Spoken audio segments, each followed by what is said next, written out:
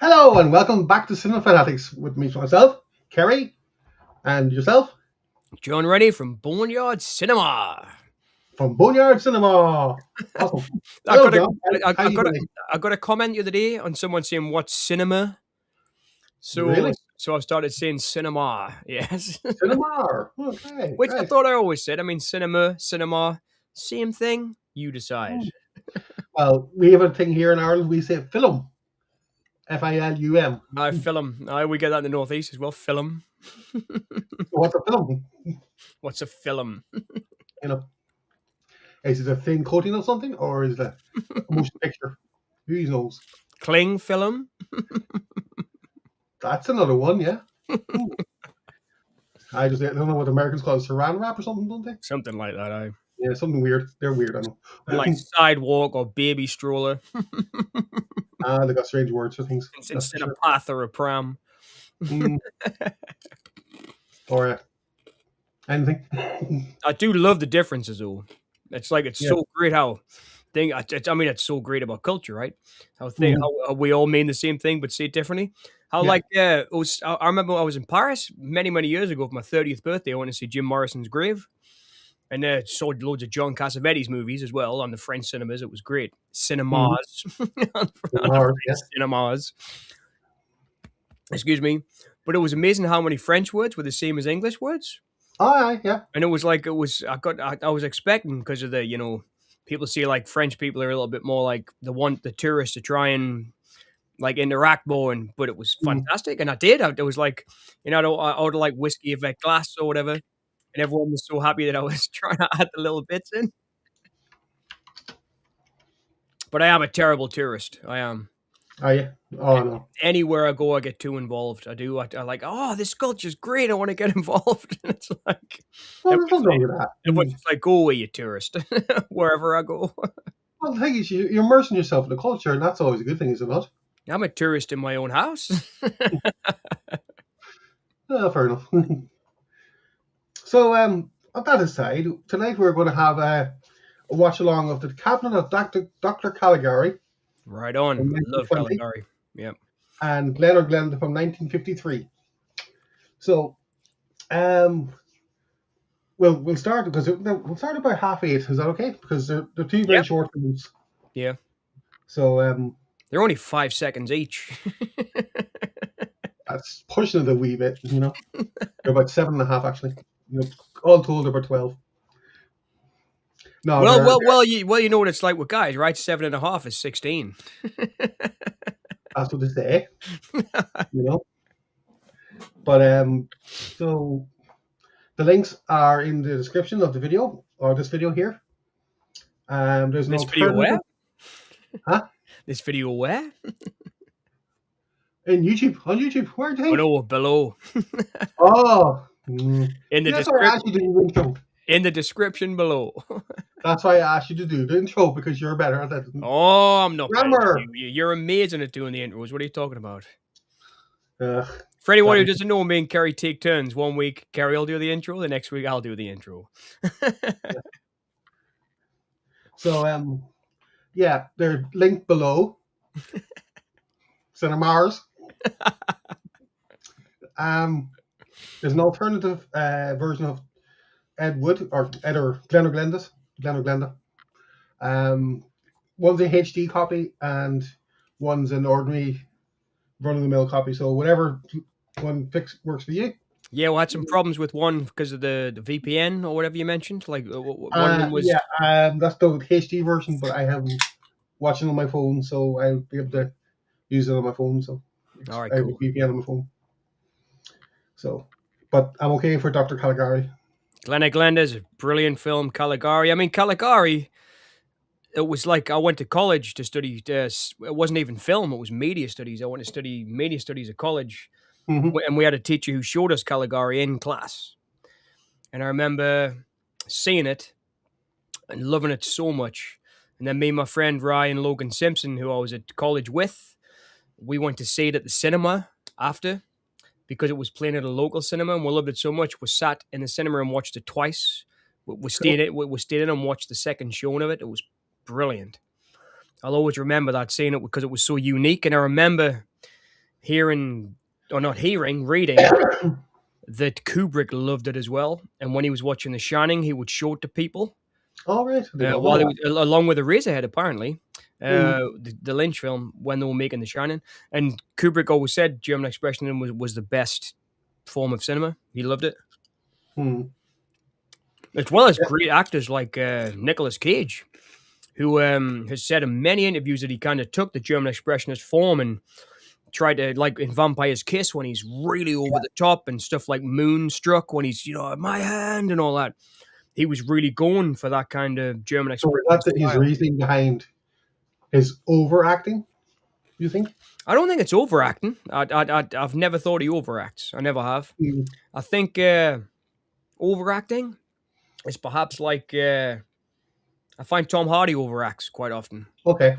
Like if he's playing a criminal, he really play the fucking criminal. Like this. Hmm. I think that's overacting.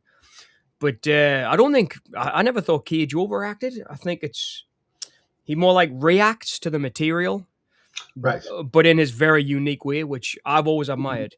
And don't get us wrong, I know we've spoke about Tom Hardy a lot, and I do love Tom Hardy in some roles, Yeah. but I think that's overacting. So Um, for you, Hardy would be matter of factly, Cage would be I the think straight. I think Cage is a bona fide original. Sometimes you like him, sometimes you don't.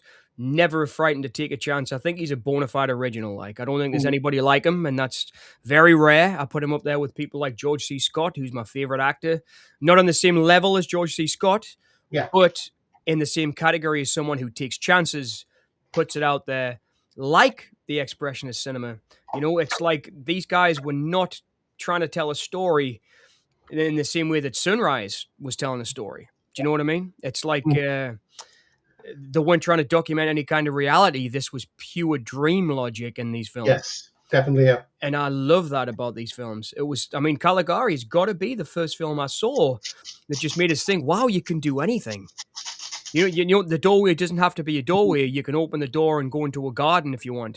Do you know Yeah. what I mean? It was like you could go anywhere with expressionism. And as a student in college, that a media film, like I say, a media student, not a film student, but a media student, that blew my mind to think I can do anything. Hmm. That the window doesn't have to look like a window. That shadow can No. be a window. Do you know what I mean?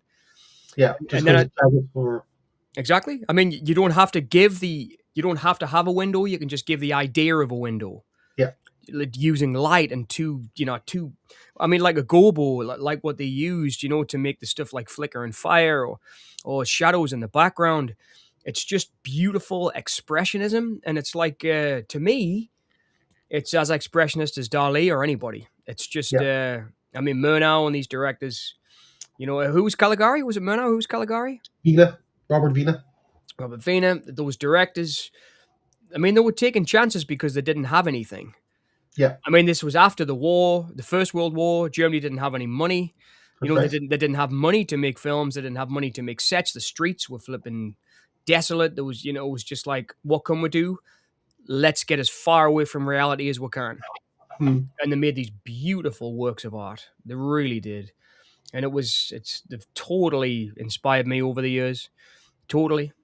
Yeah. Beautiful films. Beautiful genre of film, I think. Yeah. Definitely, because you inspired many others, as you said, Murnau, who did Nosferatu Yep. a couple of years later, and then there was Fritz Lang, Yep. and even you could argue, Peter Lorre, even though he didn't really direct many films, like his style of acting was inspired by the. Well, I mean, a lot of the German guys, people like Billy Wilder or Douglas Mm. Sirk, the guys that Yeah. came over to America from Germany in the Second World War, a lot of their stuff and a lot of what Caligari is and what expressionism is Yeah. made its way into film noir because there was no money in noir. A lot of the Mm. German guys like Fritz Lang were directing some of my favorite noirs, like While the City Sleeps. I mean, they're beautiful films, and I think it definitely bled into film noir. Yeah, and I think as German well, expressionism. Carl Theodor Dwyer and Oh man, Dwyer, Odette, and Vampire and all yeah, that. So, some of the darkest films I've ever seen. yeah. What was the one that he did about the witch when the witch is on trial?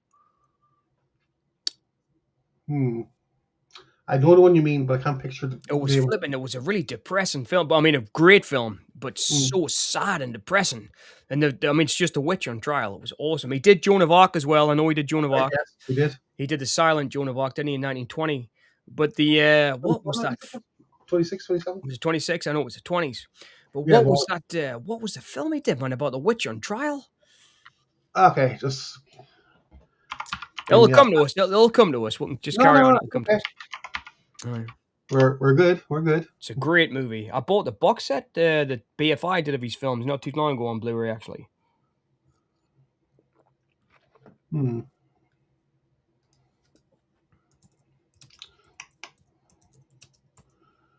Okay. I'll find it. Give us a second. I'll have a look for it. Okay. Well, Joan of Arc came out in 28, so we're both out.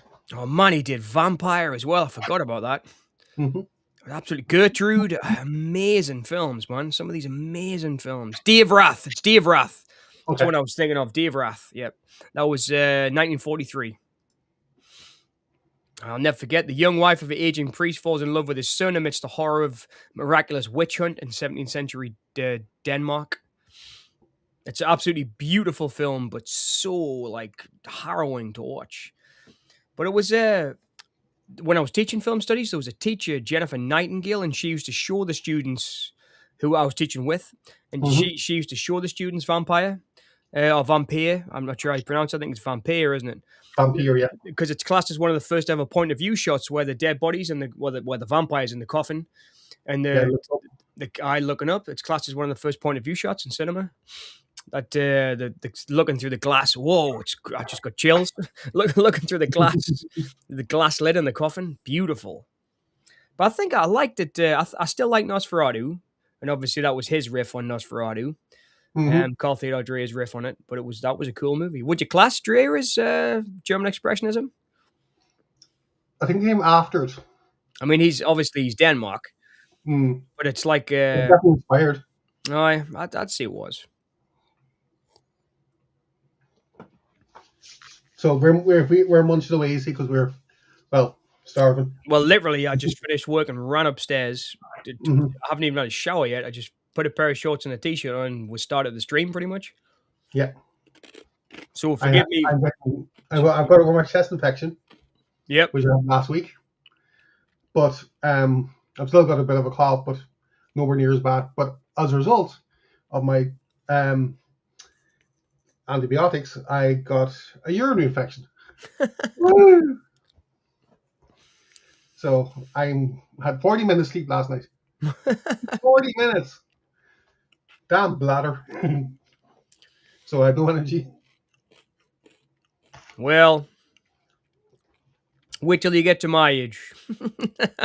I am older than you, so I am just the same. I'm getting up like 3 times a night. I wouldn't mind, but our dog, she sleeps in the hall sometimes, or the bedroom, or in the living room. Depends, what happens. Yeah. But last night she was in between the hall and the bedroom. So I was running to the toilet and I had to step over her and step back. And then 20 minutes later, step over her and back. And I think she got the message anyway. So then she moved into the hall properly. And I was like, oh, can you move a bit down, like towards the hall? Towards the living room or something? So I can run to the bathroom. Nope. Well, she's a smart dog in other ways, but she's, she's not she's getting old, so she's probably, losing a bit of energy herself. So not having any of it. No, this is it. This is my spot tonight. Yeah. Just lying here. Walk around us. You've got no other choice. She's lovely though. Very lovely. Wise a man than myself once said it's a dog's life. Sorry? A wiser man than myself once said it's a dog's life. And that was Mr. Diog. So what was that great Italian movie, man, about the old man and his dog? Oh, Umberto D. Umberto D, yeah, that was a great movie. I watched Harry and Tonto for the first time a couple of weeks ago, the Paul Mazursky film, and it was totally inspired by Umberto D. but it was an old man and his cat, like traveling across America in the early 70s. What a great movie. That Paul Mazursky can write the hell out of movies, man. What a great writer he was. I mean, a bit of a strange writer, too. He did a film Yeah. called Bloom in Love, which is really strange. I mean, don't watch it if you're squeamish or don't like anything that's in your face, because there's literally like accidental sexual assault in that film. It's nuts. But man, some of his films, like Bob Carroll, Ted and Alice, and what a Yeah. great writer, great filmmaker, I think. But yeah, Harry and Tonto will really recommend it. That's a film I watched lately that I really enjoyed. It was really good. Right. You got any recommends, Kerry, from stuff you watched lately? Well, I'm still waiting on Diary to come. So, when we did the stream last weekend on John's channel, Boneyard Cinema, Well, that is one of the best films ever made. we did Diary of the Dead and Day of the Dead, yeah. And it was the first time watch for me for the former, and to be honest, I enjoyed it. So I picked it up there from CEX. Still waiting on delivery of it. Well, I got paid today, and I bought 2 DVDs off Amazon, off eBay. I've been listening to Neil Young's, like one of my favorite. The Doors and Neil Young, Lou Reed, and Iggy Pop. That's my kind of favorite music. And I learned to play guitar because of Neil Young. I heard Neil Young play when I was a kid and just fell in love with his guitar sound and started playing guitar because of his records. And I was thinking he did a documentary with Jonathan Demme in like 2006 called Heart of Gold, which is after Neil Young's most famous album, Harvest, and his biggest single, Heart of Gold, from 71, 72. And I was like, I'm going to buy that film and watch it again. So I bought that for like £3. And it was like one of those like Music Magpie where if you buy one, you get one like 50% off. Oh, awesome. So I just thought, I wonder if there's any more Neil Young stuff. And there was one I hadn't seen.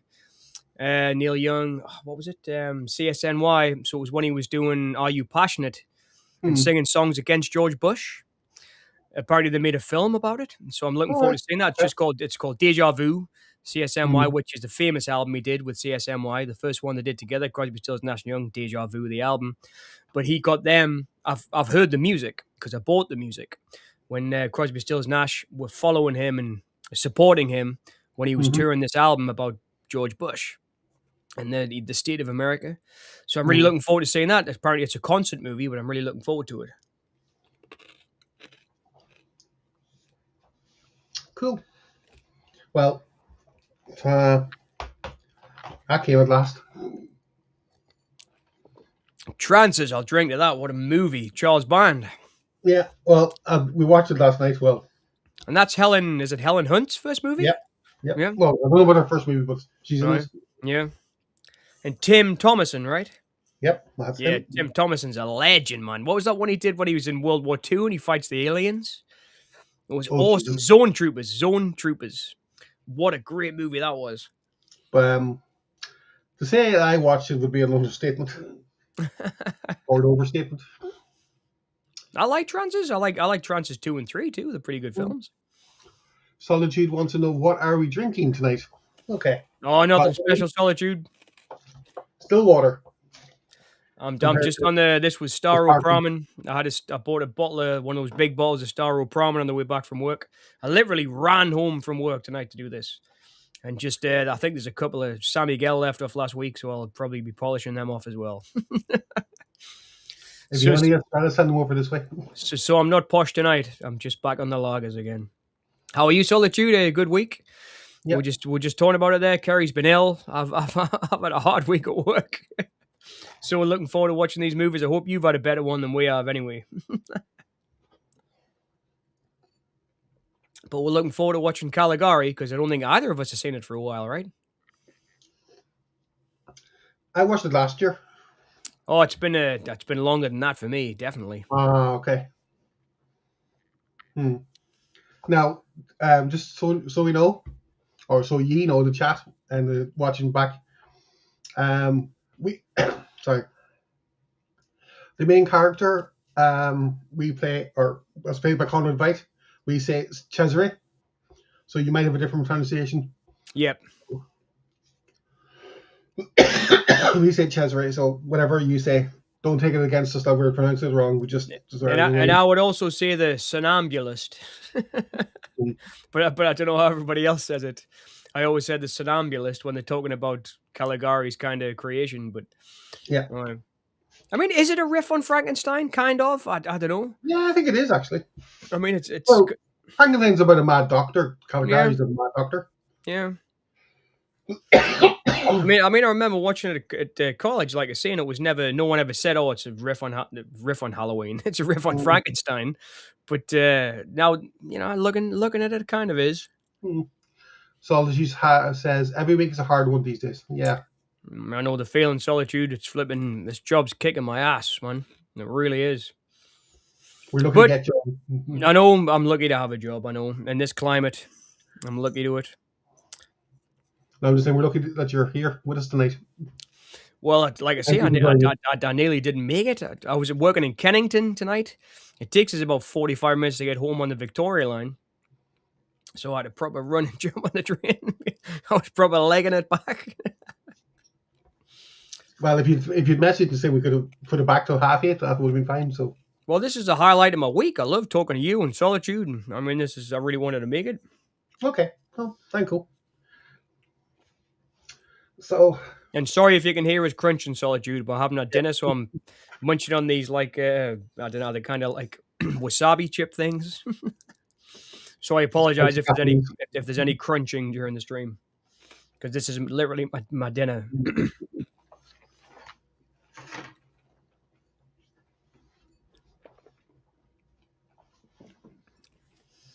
So any fans then? Solitude? Are you a fan of Caligari and the silent cinema? It was like, Kerry, I don't know if you remember, but we had a Mhm. discussion that might have been off stream about this. But one of the first films I ever remember seeing was The Silent Hunchback of Notre Dame. I think it was off stream, yeah. And there was a couple. I mean, Charles Lawton did one, and there was a Lon Chaney one, not Lon Yeah, Chaney Jr., Lon Chaney. But the that's Lon right. Chaney Hunchback is one of the first films I ever remember seeing, like as a Mhm. kid. It was like I remember seeing Night of the Living Dead really early on because it scared us. But I really remember that, and it was like it's funny speaking to people my age who they didn't really watch cinema like that. Mhm. They'll remember Terminator or RoboCop or like the famous films of the day. But I really remember it. I think it was my dad had showed us it because my dad liked it, and I've just got a vivid memory of watching that Hunchback.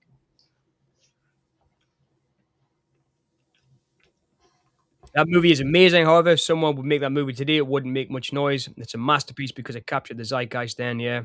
Yeah, well said. Yeah, well said. Yep, totally.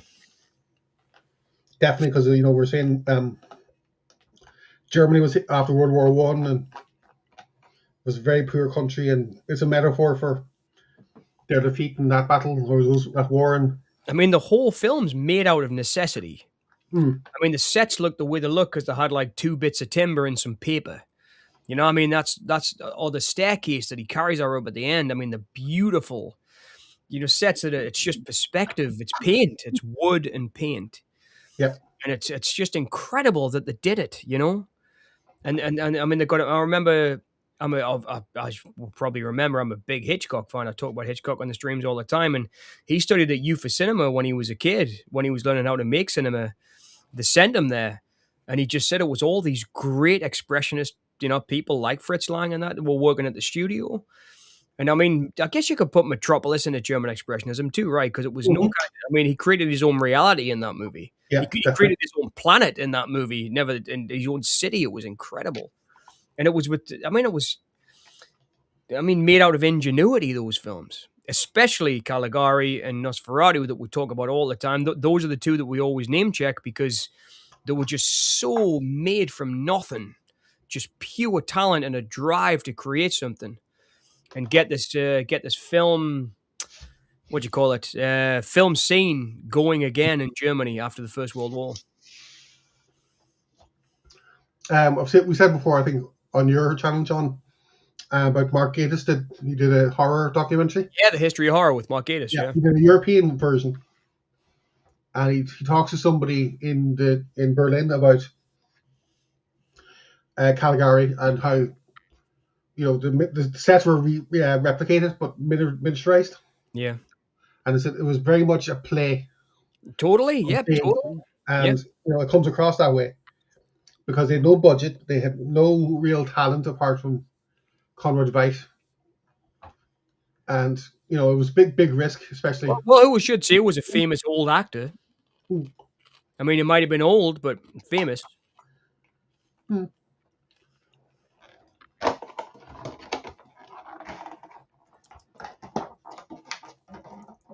sorry. No, sorry. I'm munching on these things. Oh, yeah, that. I mean, it's hard to believe. I'm just looking there. I just looked it up. 1920, man. Yep. I mean, it's crazy. I mean, it looks so modern. I mean, when you get guys like no, the guy that did The Witch and Oh, Robert Eggers. Robert Eggers. I mean, it's still inspiring people today. Hmm. I mean, that he was especially that one he did with Willem Dafoe and Robert Pattinson in The Lighthouse. Was it called The Lighthouse? Yeah, that's right. Yeah. I mean, that's totally inspired by the genre of cinema. It is, isn't it? I mean, I'm not just making that up, am Oh I? no, you're not. No. I mean, it really is, I think. And it's still making repercussions and splashes and influence and style to this day, you know? Yeah. Oh, excellent. Cheers, man. Excellent. The staircase is done. But I've had to paint over Nosferatu and I've had to paint over the mural I painted at the top of the stairs. So that wasn't good. But they've been around, the estate agents taking photographs and stuff, Solitude. And I mean, it's all the staircase is done. We painted the front door blue to get rid of all the old crickety wood. The landlord replaced, there was some windows smashed when someone tried to break in a while back, and the landlord got those replaced. So it's sad to be leaving it looking better than it's ever looked. But cheers, I hope, Solitude. I appreciate it. Went hopefully well. you can find that. I was coughing up sawdust all week off doing all that sanding, Oh, sanding down banisters and front doors, and I got my mouse sander out. It's a good job because it would have wrecked my hands if I didn't have that old mouse sander. I've had it for oh, years. okay. They work wonders. The Black and Decker mouse sanders. It really helped us out, just sanding everything down and just making it look better. But the landlord's friend, she brought around some wood stain as well, and it was really good gear. So it only took like 2 coats to do the wood staining and stuff. Right. It was great.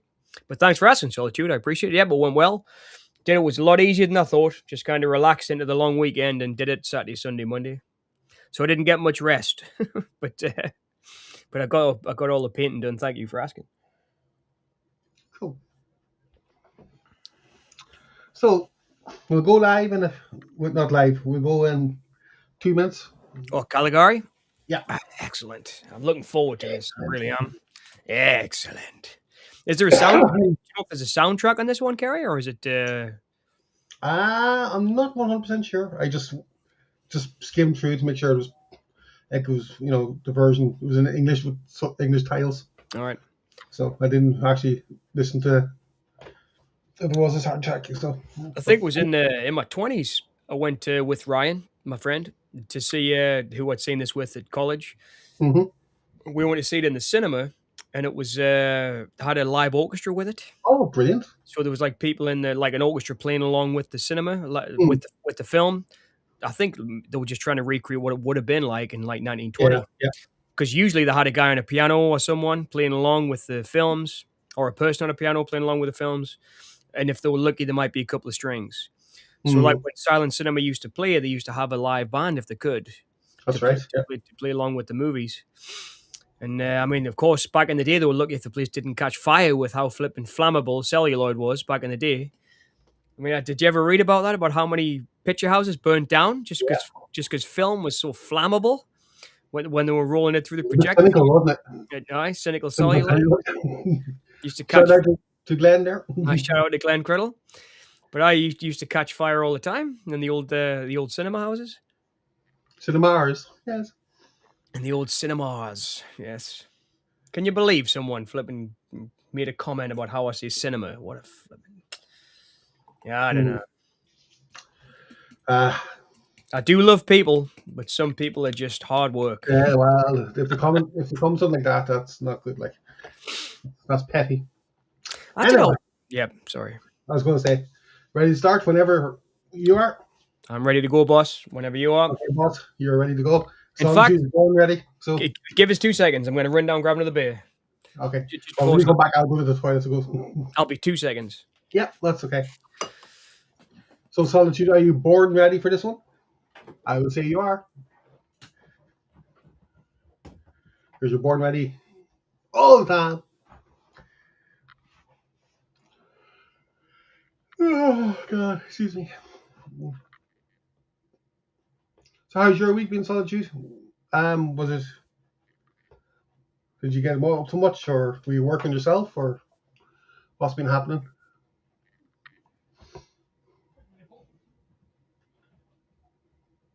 Indeed, bored and ready. Awesome. Cinema. Cinema. Yes, Cinema. I'll be back myself now. So, Cinema. But cinema.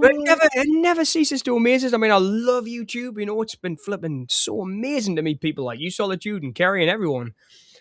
But the comments never cease to blow us away, man. I just got a comment on Eyes Wide Shut a couple of days ago, like saying this is the most boring commentary I've ever seen. And it was like, so why did you sit through the whole 20-minute video then? I love it so much. So I love the negative comments. It's one of the things that keeps us going. There's so many great ones. There's actually, I've met a couple of friends because back in the day when I first started YouTube at the Boneyard Cinema, I used to try and be like polite, John. You know, I'd like to think I'm a polite guy. So when someone gave us a nasty comment, I would say, "Oh, hi, sorry I didn't enjoy the video. You know, I'm sorry I said that name wrong or whatever. If I hope it didn't offend you, blah blah blah." And sometimes you'd get them sending you a nice comment back, and you'd start a nice conversation. But then I realized that if you do that very often, you end up getting like in a tangled web, and then it can just tangle and tangle and tangle. And some people, they don't want to be your friend. They just give you a nasty comment to be nasty. And then if you try to engage them, it just fuels the fire. But that's one of the things I like about it too. There's something cool about these mad conversations you have, especially on that video I made about Eyes Wide Shut, because so many people have got so many different opinions about that film. But it's one of the great things about it. It is. It's one of those things. I think I watched a great video Mark Kermo did the other week about it. I might have mentioned it last week because I did watch it last week. And he just said about Eyes Wide Shut, he thinks that it's not a very good film. I think it is. But he says it's not a very good film. But he thinks that there's so many conspiracy theories about it. This is Eyes Wide Shut.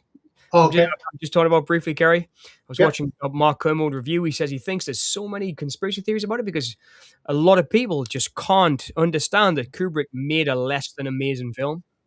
Mm. So they're trying to explain why it's less than amazing. And to be fair, he just made a less than great film. Do you know what I mean? And that's what Kermode, and I kind of agree, I think. I like it, but I agree with his Yeah.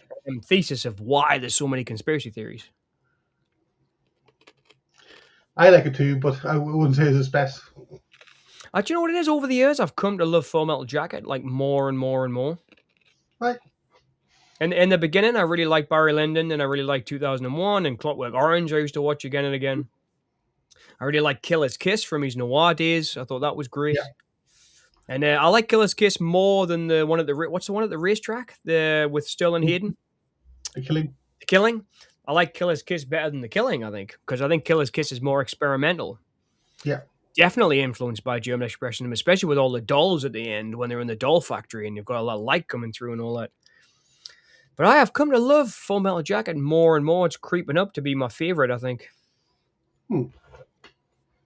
That's good. That's good. And apparently, I don't know if I already mentioned, but apparently when he was making The Shining, he used to show people Caligari and Eraserhead on set. Like, Oh, right. Okay. for atmosphere. I know that for a couple of books I've read that Kubrick loved Caligari. Have I already said that? I can't remember. I think you did at the start, yeah. Right, at the start. Yeah, I just remember reading that and it kind of blew us away. I knew about it. He showed Eraserhead as well, but I didn't know about Caligari. So okay, read. The first part is amazing. Yes. So, sir, in 5, 4, 3.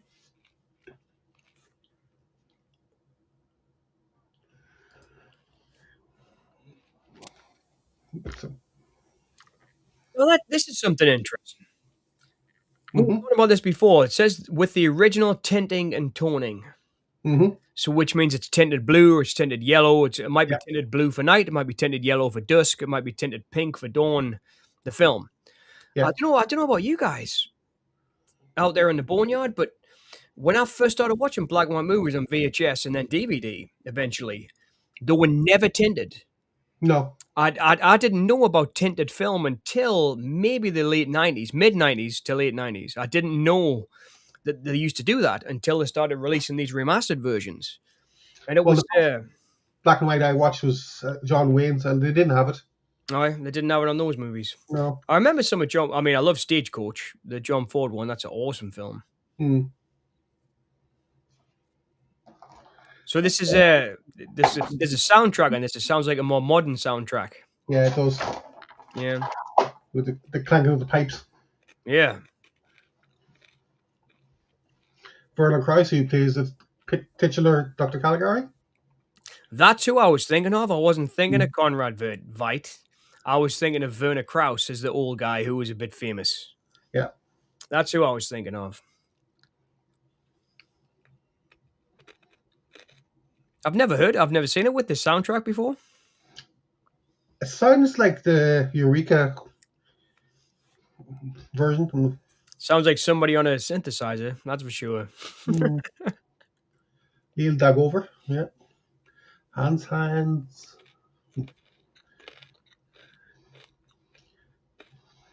Willie Hammeister. Mm. What a cool name. Yeah. Sounds like hamster. The Cabinet of Dr. Caligari. I've been looking forward to this, man. I really have. Look at that, man. That's beautiful. Even the first reveals, flipping Yeah. incredible. Look at that, man. That's incredible. There are spirits all around us. It's cool, isn't it, how it starts off in the nut house.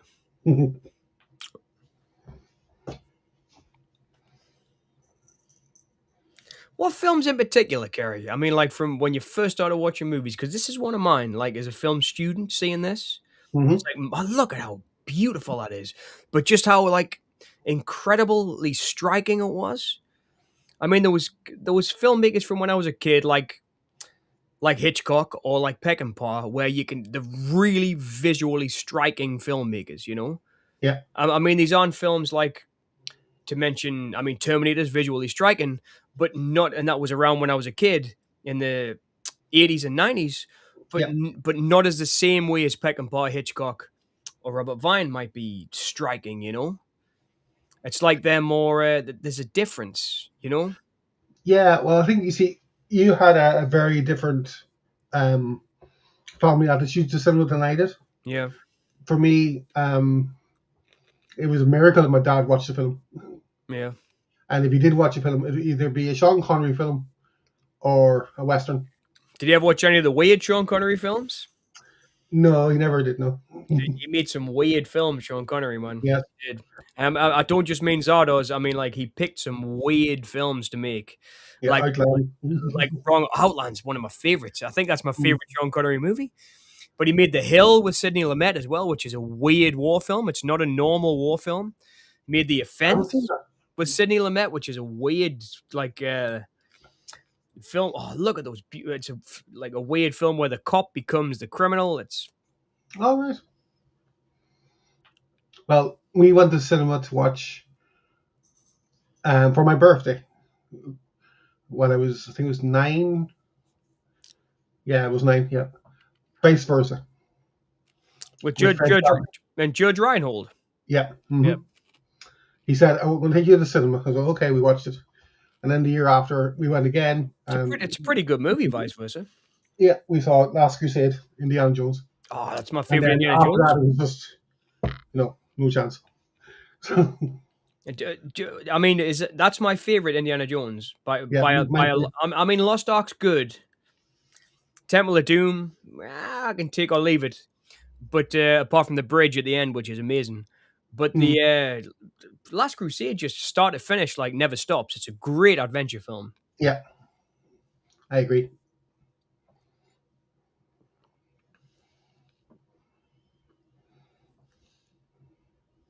There was a film I got not too long ago, which I'd seen. It's an older film, like not older in terms of 1920. See, this is a Tintin. When I first saw this, Hmm. it never had any of this. But it was the Borley Rectory, and there was a graphic designer or artist who retold the story of the haunting of Borley Rectory. Okay. I've probably mentioned this before in the stream because it blew us away so much. And I he thought you told it, were. and he told it in this style. So he did like, but it was all green screen. He would shoot the actors against green screens and then put them into this kind of thing, and then he'd add the overlays and add the background, and it was beautifully done, Hmm. beautifully done. Very much in this style of like heightened reality. Yeah.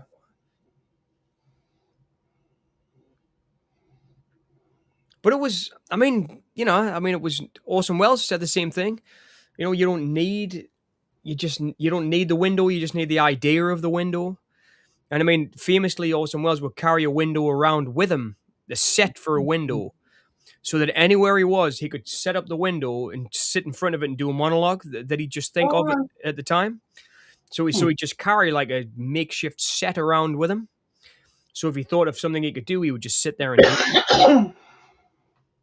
Oh man, I can't wait, Solitude, for Disclosure Day. The new All right. Spielberg is getting raving reviews. You know what it's about? I don't. I mean, I was hoping it was going to be kind of a pseudo sequel to Close Encounters, but Yeah, that's what I heard. I'm really I looking forward to it. I am. I love Emily Blunt too. I think she's a fantastic actress. She's been in some very bad films, but she's never gave a bad performance. Hmm. She's always the best thing about most of the films she's been in. I really like her a lot, like the woman, the girl in the girl on the train, or like I mean, she popped up in Charlie Wilson's War for like 2 seconds, blew us away in that film. That was the first time I remember seeing her. Then My Summer of Love by Paul Podieski. What a fucking, pardon my language, I've sworn a couple of times. I apologize, It's but okay. I'm just so tired. But I'm really No, looking, but I am really looking forward to it, Solitude. I'm a big Spielberg fan. And when I think he gets it right, like I love Spielberg's War of the Worlds, for example. I think he nailed that film. I love Munich. I really love. I think we've talked about this the other week, actually, didn't we? Because I watched War of the Worlds and we talked about Bridge of Spies and Hmm. how some of us didn't like Bridge of Spies. But I think when he gets it right, he nails it, and I'm really looking forward to Disclosure Day. I'm hoping it's going to be a comeback because the last couple of movies he's done, like the West Side Story remake and things, have left me kind of whatever. You know, Hmm. whereas to me, he was never a whatever filmmaker. He was the guy that took on AI, or the guy that did Yeah. Close Encounters, you know, or the guy that did he did Amistad, right? Was it Amistad he did? Amistad, yep. Yeah, Amistad, about the slavery with Mm-hmm. um Morgan Freeman. Morgan Freeman and Anthony Hopkins. Yeah, that's right. Awesome. He did that great film with Tommy Lee Jones as well, doing the American Constitution. What the hell was it called, man? It was flipping brilliant. Oh, It was Tommy Lee Jones gave an amazing performance in it. It was like the creation of the Constitution. I Uh, man, what the hell's it called? I'll get it. no. But it was like one of his that was never really talked about, but it was great.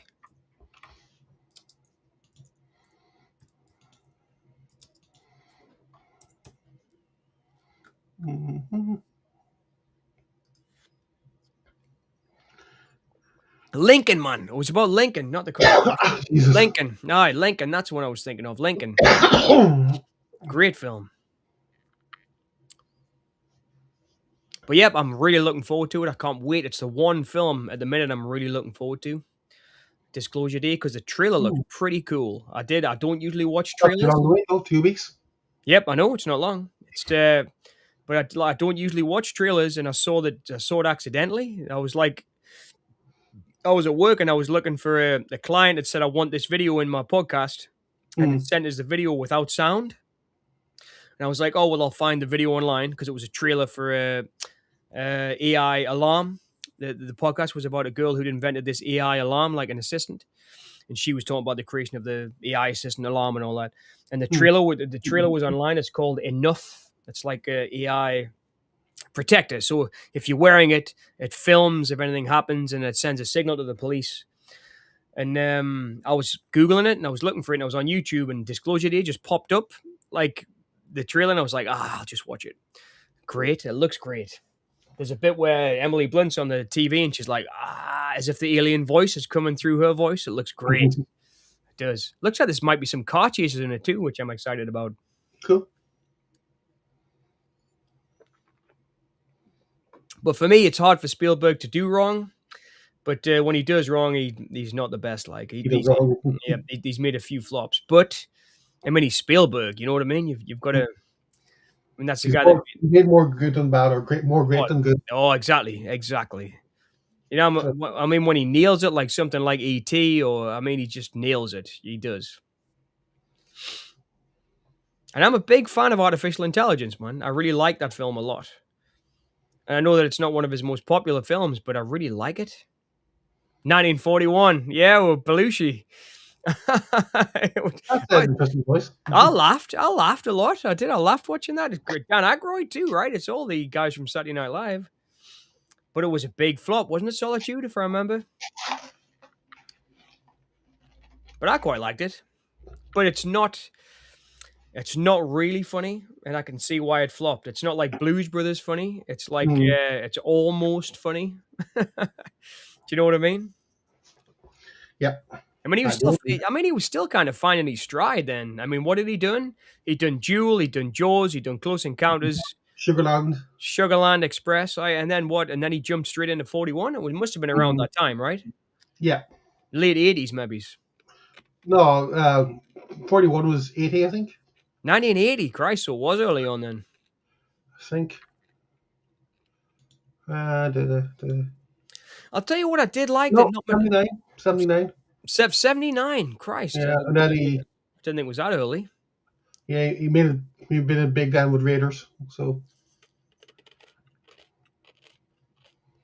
I would love to have been hanging around with those guys at that time. Like when Zoetrope Studios was going, and you got Coppola and Lucas and Spielberg and Paul Schrader and Brandy Palmer, Scorsese, all hanging around with each other and reading each other's scripts, and John Milius and all those great guys. It must have been a really fun time to be making movies.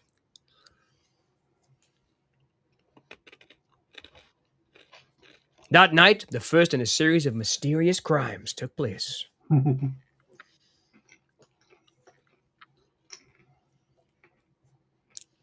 got to say, like, I'm not too keen on this avant-garde soundtrack. To be fair, I'm not the biggest fan of a saxophone in the first place. I think a saxophone's ruined many a good song. But it doesn't seem to fit Caligari.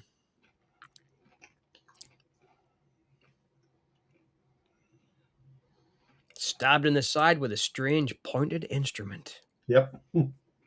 Wonder what it could be.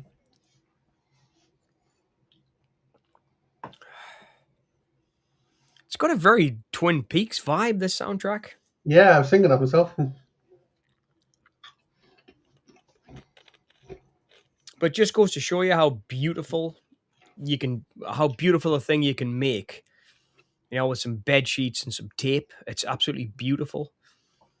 I mean, there's a great line in one of, I'm a big Clint Eastwood fan, like huge. As much as a director, as a film star, I love that guy. And there's a great line in Gran Torino where he says to a kid, there's some WD-40 and there's some Scotch tape. There's nothing you can't fix in the house with these two things. And if you can't fix them with these two things, then there's no hope for you. These guys made a whole movie. There's a great line that John Carpenter says in The Fog. Oh, not John Carpenter. Tommy Lee Wallace. About Halloween. And he says it was a chewing gum and Scotch tape movie. The whole movie was held together with chewing gum and Scotch tape.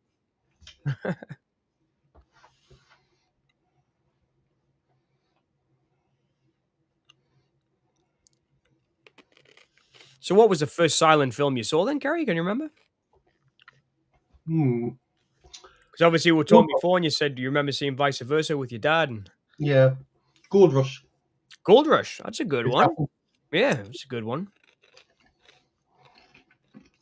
My favorite Chaplin, I think we've spoke about it already, was Easy Street. I absolutely love Easy Street. That's my favorite Chaplin movie. I think it's a masterpiece, that. I mean, the camera hardly moves, but you feel like you've been on a roller coaster. I like City Lights myself. Oh, City Lights is beautiful. City Lights the one where he gets stuck on the clock. Yeah. Aye, the famous thing when he's like hanging on the clock hands and it takes him around, and aye, that's awesome. What was the one when he gets stuck in the? That's City Lights when he gets stuck in the gears of the clock and he's going through That's modern. modern times. Yeah. Yeah, Hmm. modern times.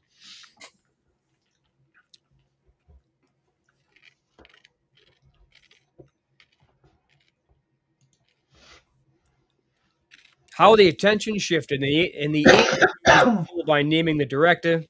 Today it's all about the movie stars. The problem now is that the new generation doesn't seem to deliver movie stars. It's interesting. Hmm.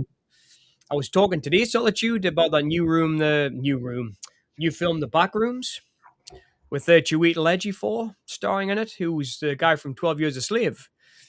And I knew him more from, I'm a big Woody Allen fan. I know that's taboo now, but I am a big Woody Allen fan. And he did a movie called Melinda and Melinda. And Chiwetel Ejiofor was fucking awesome. Oh, sorry, man. I'm sweating all the time. I apologize. Chiwetel Ejiofor was really good in that film. And I've kind of followed his career since I saw him in that. And I'm looking forward to that, The Back Rooms, because he's in it.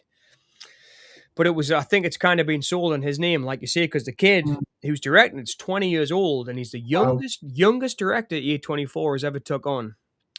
And he did there was a creepy pasta called The Back Rooms, and Hmm. he kind of this I can't remember the guy's name. I'm sorry, I'm doing him a disservice there because obviously he's achieved a lot for 20 years old, and he kind of made this thing on YouTube where he started doing stuff with.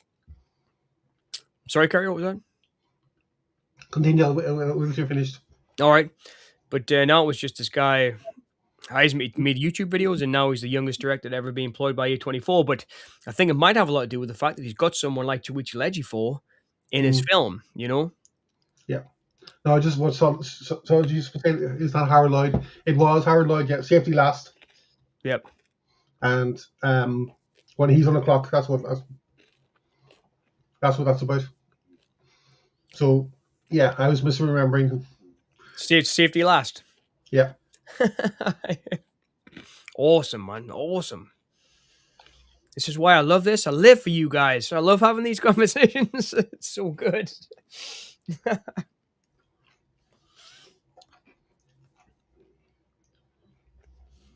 So what we saying, Cesar, about the name? Cesare. Cesare. I always said Cesare. Because I think that's what my teacher said who showed us this film. Mm. But I people say Cesar, don't they? Or Caesar.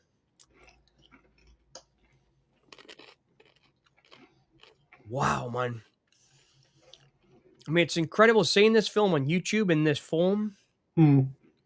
Like when I first saw it, what I was talking about, you couldn't hardly see it. It was so dark and degraded. And I mean, I watched it on 16 millimeter at college. And then obviously it was shown on, it must have been digital, I think, when I saw it on the pictures. But it was still terrible quality. I mean, this Yeah. is beautiful looking, this. We'll have to thank TWI TV for uploading this. It's a beautiful transfer. And it's been uploaded for 10 years, so it's been on there a while. Is this copyright free, this one, Gary? Yeah, it is public domain since 19s. No, actually, no. Hang on, 1920s. So It's 100 years, right? 2010, I think. Is it 100 years it has to be? It depends where you are. Right. I think it's 70 plus when the director or somebody involved, that person who was involved with, passed. Right. So I think in the UK and Ireland it's 100 years. So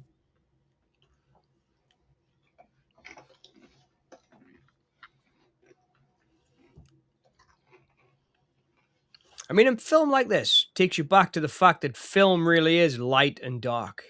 It's nothing but light coming into a lens and into a camera. I mean, you know, it really makes you feel that. Do you know what I mean? not nowadays, no. I mean, the white of the face here is the white of the face. You know, sorry, the white of the eyes. I mean, the white of the eyes is the white of the eyes. The dark of the hair is the dark of the hair.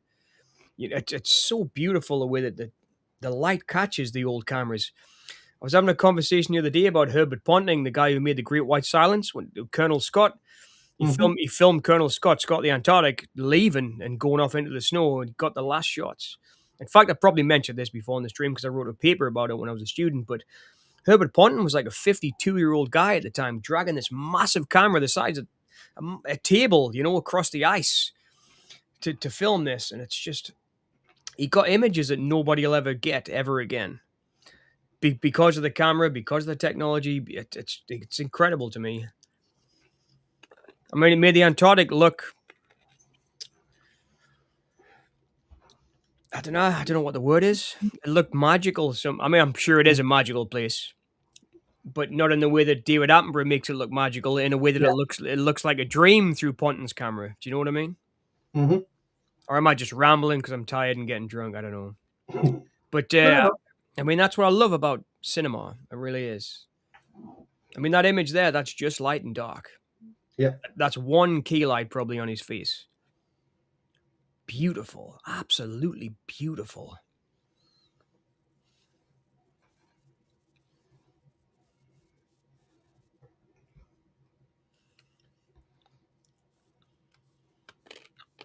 I'm starting to warm a bit to this soundtrack.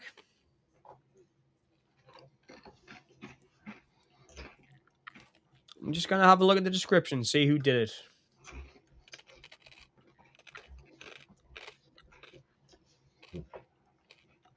Oh, it doesn't tell you? I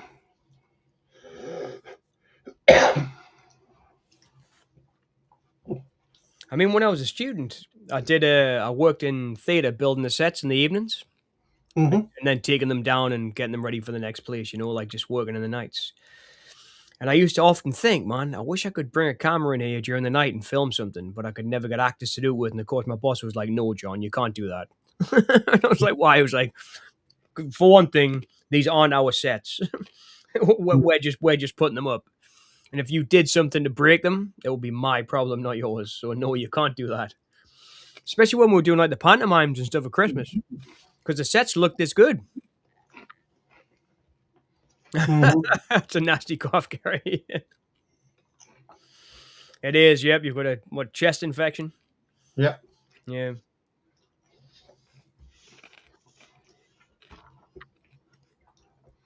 I have it all together probably about 6 weeks now. So I only got antibiotics there a couple weeks back. So That is a long time. yeah, it wasn't shifting, so I had to go to the doctor. Well, I don't know about Ireland, but there's definitely been something going around here. I mean, everybody for about 3 or 4 weeks on the underground, going to and Mm-hmm. from work, was coughing and spluttering and blowing their noses. And I mean, me too. I caught it. I caught it from somewhere. Yeah. But there was a terrible flu or something going around here in the UK. Everybody seemed to have it for a while. Well, there's in the town today. Well, this weekend, the Roy Gawler Festival, Yeah. and there's loads of people about. So, thankfully, I wasn't able to split around them, but down pass some things as well. So you weren't going around licking people and trying to pass it on then? No, that's next weekend. That's the licking festival.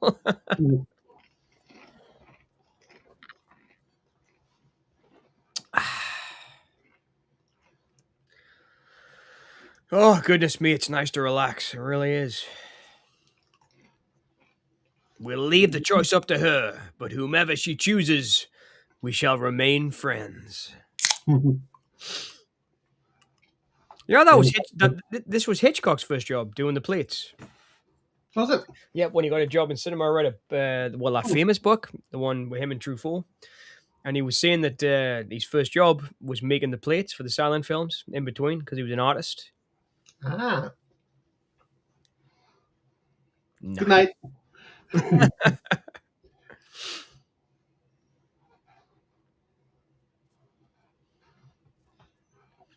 I mean, today, right, we'll get guys like Robert Eggers kind of doing the same thing, right? Or trying to recreate the feeling, I should say.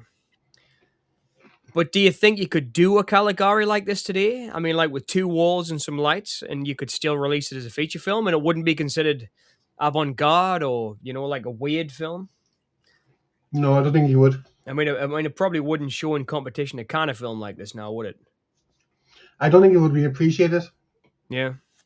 by a modern audience, because they would expect to have special effects and I mean, and there's a guy I really really like called Tony Burgess, who's a Canadian writer, and I got into him because of Pontypool. You know Mhm, Pontypool with mhm. Stephen McHattie, the fucking Bruce McDonald film. That's like, is it Bruce McDonald? I think the director is. I might be getting his name wrong. I think it's McDonald. But what a movie! Blew us away. Bought it in the supermarket one day, one Friday night. Finished work, got a couple of beers, grabbed a couple of DVDs, went home. Pontypool, mind blown. Wow, one of the best films. I still think it's in my top 10 films of all time. Pontypool. So I looked at who the writer was. The writer was Tony Burgess. Started buying all of Tony Burgess's work, buying his books, The End Body Problem, which is a great book. Pontypool Changes Everything, the book which Pontypool was based on. A great, great writer. He writes all kinds of weird cinema now as well. Great, great low budget horrors. Fantastic writer. And where was I going with that point? Talking about Bruce McDonald, right? He can make films out of nothing. He really can. Mhm. So he wrote a film called Septic Man, which was about a guy who falls into a septic tank and he gets stuck in it, and the whole film's him in a septic tank, and he turns into a monster and crawls out of the septic tank. That's what the film's about. But it had us engrossed for an hour and a half in that one set. I just think Burgess is a great writer, and Burgess did the same thing with a film with Stephen McHattie called Hellmouth, which is about a guy in a graveyard who looks after the graveyard, the caretaker. It's a great film. I recommend it to anyone listening on stream. Hellmouth's great. But he did it all on green screen. So it's just Stephen McHattie. Pardon me. I mean, it helps that Stephen McHattie's fucking great, great actor. But it's just him against a green screen, and that's how they made the whole movie, building the sets around him, and it's incredible. Cool. And I think that could be compared to something like Oh yeah, Caligari. yeah. You know, Mhm. where it's just literally some guys in a room with a green screen. Same with Bally Rectory, what I mentioned earlier on. And if anyone's listening who's out there is interested, Bally Rectory and Hellmouth are two films that I really recommend that have a similar no budget vibe that are really good. Modern films, anyway. Modern ish. They're both like 20 years old now, I think. Sorry if I'm Mhm. ranting. I just love talking about Oh, it's all right. this stuff on Film Fanatics. It's all good.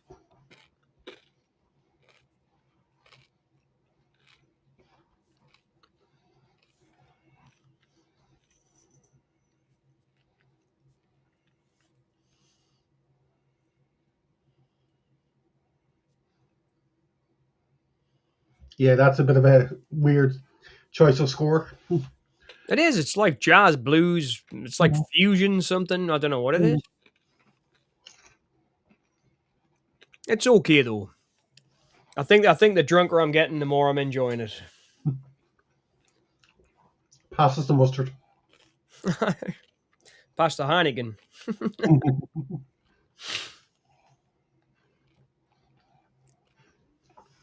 But I mean, just the idea of the mountains, just the idea of the window, the Yeah, idea of an office. I mean, it's so great that totally, as you say, inspired by theater. yeah. It's the idea of something.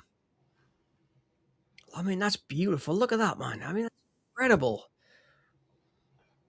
Given perspective, not through camera, not through set, but through paint. Yeah. Pure art, artistry. Yeah, that's talent. It is. It's pure talent. I mean, it reminds us of stuff like I think the more 80s work of Cronenberg.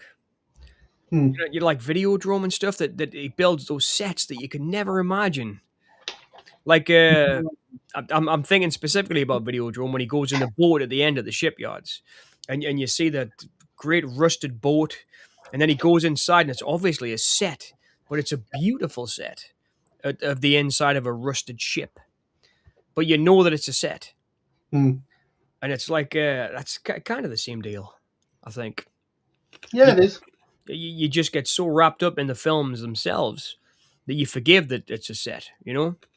But I always think that. I mean, we had that discussion about CGI, didn't we? Hmm. And it was like I forgive CGI if CGI is world building, like in something like Chronicles of Riddick or Constantine. where Yeah. where the film is the CGI. Do you know what I mean? They create those worlds with the CGI, and it's perfect. And But you can't really replicate. yeah, You have to use CGI. Yeah. yeah. But if you were to do that and then not use CGI, and then use a little bit here, a little bit there, like the famous one did, the Mummy, the with Dwayne Mm. Johnson, Yeah. where there wasn't much, and then all of a sudden there's this big CGI guy, Okay. Scorpion King. You really notice it. But in Yeah. films like Riddick and Constantine, where it's part of the whole movie, it's world building, I think. So I didn't mind that so much. And I actually quite like CGI. It's CGI, like Hellmouth, for example, where they use CGI as a backdrop. I quite like that, and then put the Mm. action, put the action in the foreground of the CGI. So as you says, the movie got its inspiration from the art scene. Then the art that is made today is empty. Sad but true. Mm. Yeah, No one's yeah, willing to take risks. yep. Play it safe and It's like empty. I agree. It's like, I mean, I was talking about this earlier on today. Actually, someone mentioned Sinners, mm. and they'd never seen From Dusk Till Dawn, and I kind of said it's just a remake of From Dusk Till Dawn. Have you seen From Dusk Till Dawn? And they were like, no. I was like, it's a remake of From Dusk Till Dawn. And I've got nothing against remakes. Some of my favorite films, like Ben Hur or Last of the Mohicans, are remakes of earlier films, you know? Yeah. But a lot of them just pale in comparison, Solitude, don't they? And it feels empty. It feels like they're just cashing in on the IP because they know people like us will go and see it because we know the film vaguely or we know the name. Mm. I mean, how many times has it been done now, right? It's 3 times. Well, you could argue that it chapter 1 and chapter 2 are one big movie, so Yeah, I suppose so. Yep, you're right, yeah. so just twice. But that was purely based on how popular the Tommy Lee Wallace miniseries was, that even got made again. Yeah. I mean, how Stephen King fans all know that Rose Red's great, Storm of the Century's great, but none of them have been remade. I really want to see Rose Matter I've read Rose Matter. adapted into a film, but Who's made it into a film? no, so I really want to see it. Oh, right. I was Made into one. could Nobody have could. thought. I know. All right. Well, it would be a difficult one to do, Rose Matter, as a It film. would, admittedly, but it do with the CGI. When I was reading it for the first time, I thought I was on, something else. It's a great book, It's trippy as fuck. Well, a lot of it's inside of a mind, isn't it? I mean, but Paintings and stuff, yeah. but I mean, they did Gerald's Game, Mm. and I mean I never thought anybody could do that, and that Mike Flanagan did it. Yeah. And it was an okay film. It wasn't quite what I imagined, All right. but when I read the book, Mm. but no, it was a good film. Did you like 1922? You mean in 1922 I killed my wife? It was it was okay, but that's not. I didn't imagine Thomas Jane playing the main character. Yeah, I think he was miscast, but Okay. I did like his performance, but he was miscast. I do like Thomas Jane. He's one of those actors that if he's in it, I'll give it a watch. I quite like him. I mean, even that I watched Hung, the TV series he did, because I liked him in films like The Punisher, and I remember. I mean, I'm a big Albert Pune fan, and he was in the first Nemesis film when he was young, so I've always liked him. He did a great film called Before I Wake, which was Mike Flanagan, which I really, really liked. I think I've seen that. Thomas Jane was good. It was on Netflix for a long time. I saw it on Netflix. It was a good film. But yeah, Thomas Jane's great. I'll always give him a chance, especially Deep Blue Sea. That was a film I loved. Yeah, I know. It was not. I have seen it now, Solitude, The Long Walk. And it's not what I expected either from reading the book.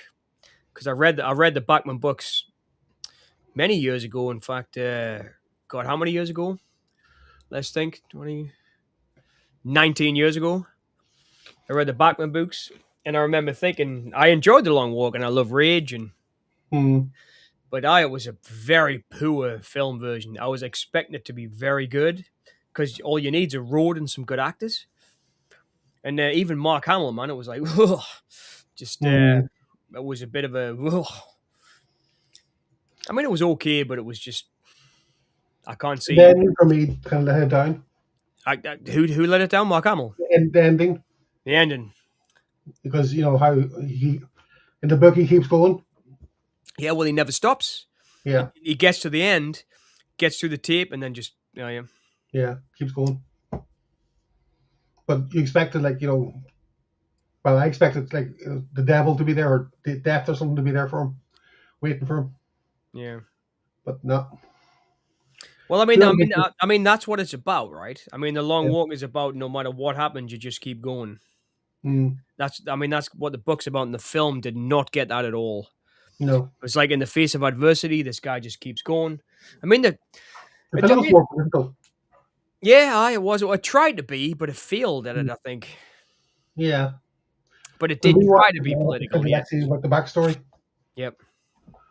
So,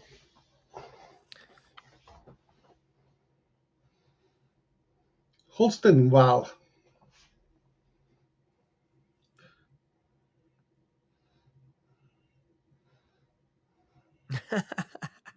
Take a bow, Doctor. Mm.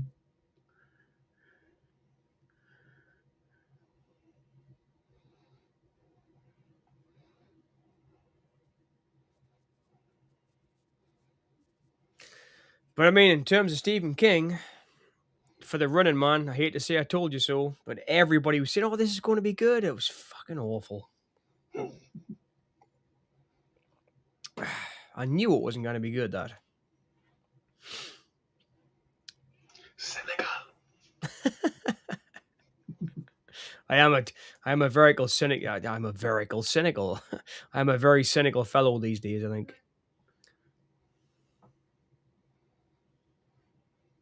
I enjoyed it, to be fair. the running man. Yeah, I did. Carrie. Ah, I'm gonna flag. End stream. No, I'm just kidding. There we go. No, you can love anything you want, man. I totally appreciate it. I totally respect your point of view. What did you like about it? Well, I know you're probably saying, "Oh no, it wasn't like the book," but it was in many ways. Oh yeah, that's fine. You can say anything you want. Our first falling out in years. Oh, I'm not falling out with you, man. You can like anything you like. How many times have we disagreed? We've disagreed on a million things.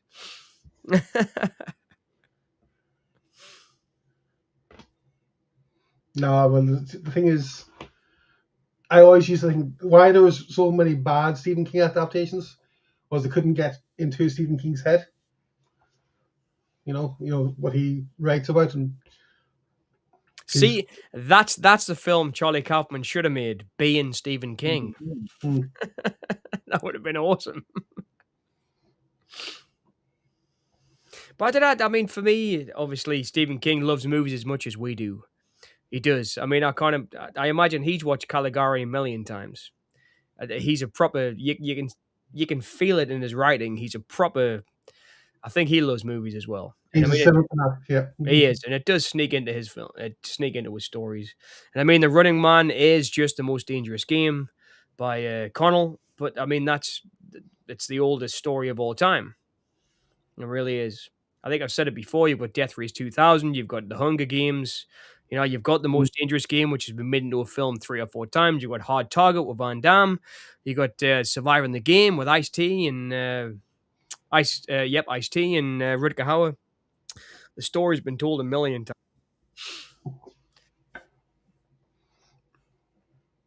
And it's nice that it's told differently. And I've got nothing against Edgar Wright for giving it a try, but Mm, to me, he just didn't get it. But like I say, I mean, Stephen King's stories are great, but you're right. I mean, it's very.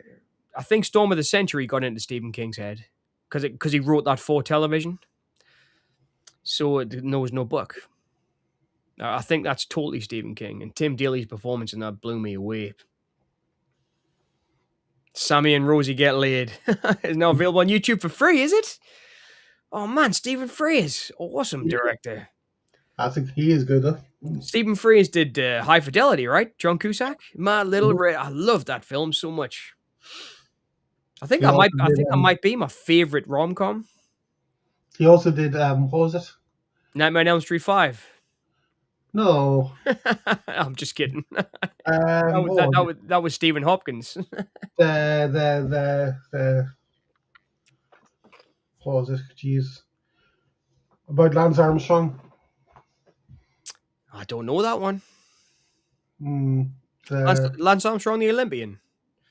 the cyclist who did the Tour de France. All right, no, The Tour de France. I haven't seen that movie. What was it? I mean, didn't Stephen Frears do like the really famous costume drama, Dangerous Liaisons? No, that was Scorsese. What was it? Was it Age of Innocence? Then it must be Age of Innocence that Stephen Frears did. Well, there was one or two that Hang came on, out at the same time. hang on. Okay, he did Mary Riley. Yeah, that's a good one about Frankenstein with Julia Yeah. Roberts. Yeah, He did High Fidelity. best rom-com in the world. He did. Apart from While You Were Sleeping, I love While You Were Sleeping with Bill Pullman and Sandra Bullock. Absolutely love that movie. My Beautiful Laundrette. He did My Beautiful Laundrette for his. Aye. Yeah. No, that's a Scorsese. Aye, there you go. Solitude. Yep. Sorry about that. Philomena. That He was okay. did. Was Philomena the one? Was that Steve Christopher Walken in No, Philomena? Steve Coogan. Steve Coogan. Yeah. Tamara Drew. The one I'm on about. The Grifters of Stephen Frears. Yes, Solitude. That's an awesome film. The Grifters. The program. That's what I'm on about. The program. Mm. I've got to find out what that Stephen Frears one I was thinking of is, because it was like a costume drama, but obviously it wasn't the Scorsese one. Dangerous Liaisons. It was Dangerous Liaisons. The first one I said. Oh,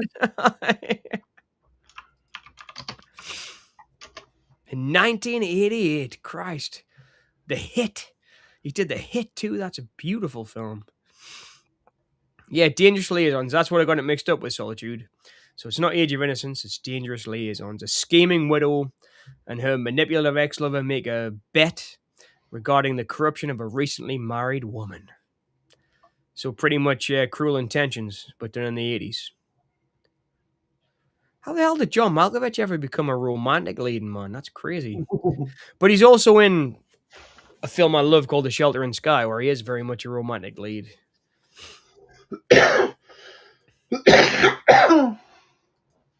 Toilet. I have to say, I do love a good costume drama.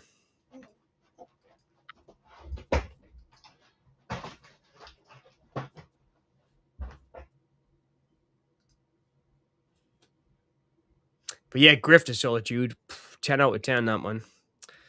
Absolutely love Angelica Houston. She's so great, that actress. So great.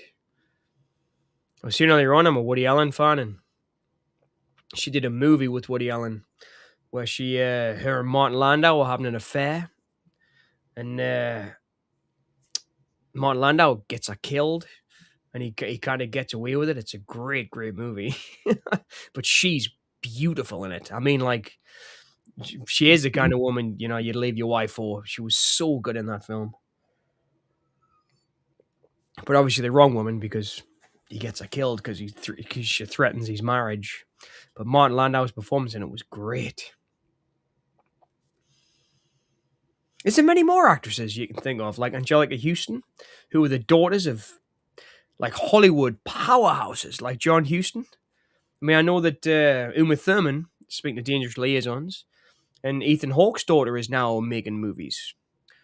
And I wasn't too impressed, but you never know. And I know that Annie McDowell's kid is now making films. She popped up in some of Tarantino's films. And sorry, I got distracted there for a second watching Caligari. Man, it's so incredibly beautiful, this film.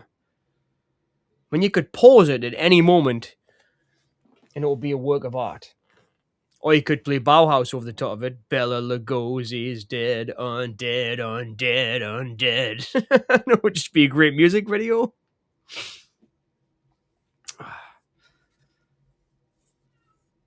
Sorry if I'm a bit over the top tonight. I'm just kind of happy to be alive.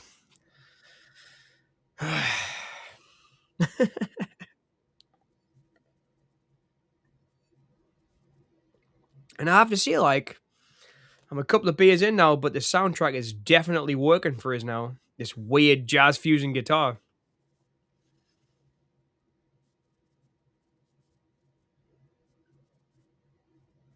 I don't know. I was saying before, it's like Frankenstein Caligari. It might be a little bit more like Hunchback of Notre Dame now because he's picking her up and taking her away.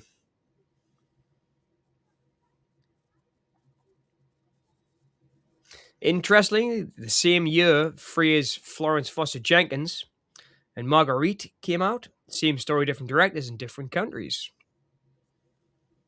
I'd liked him, man. I always did like Stephen Frears, but it was because of High Fidelity, like Solitude. It was. I loved that film, like explicitly. It was a great, great film. I thought. I mean, that must have came out in, like 98, 99. And I remember seeing it like twice in the cinema. It was so good.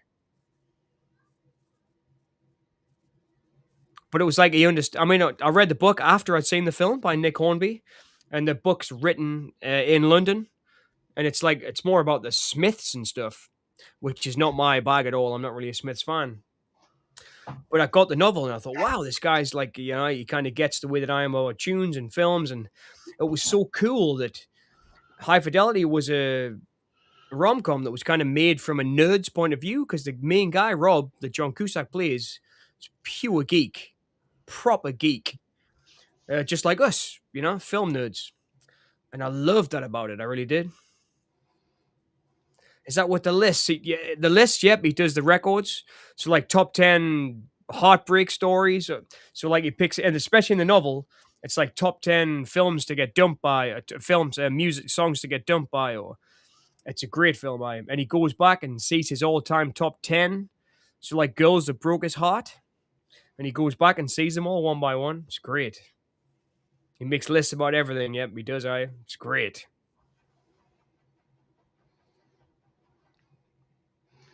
I was just going to say that score just comes now into the It's nice, man. definitely Twin Peaks vibe there. But I didn't like it when we first started to watch this. I really didn't. I was thinking, oh man. But I kept it on like quietly in the background. Hmm. And like I say, as I've had a couple of more cans, I'm quite enjoying it now.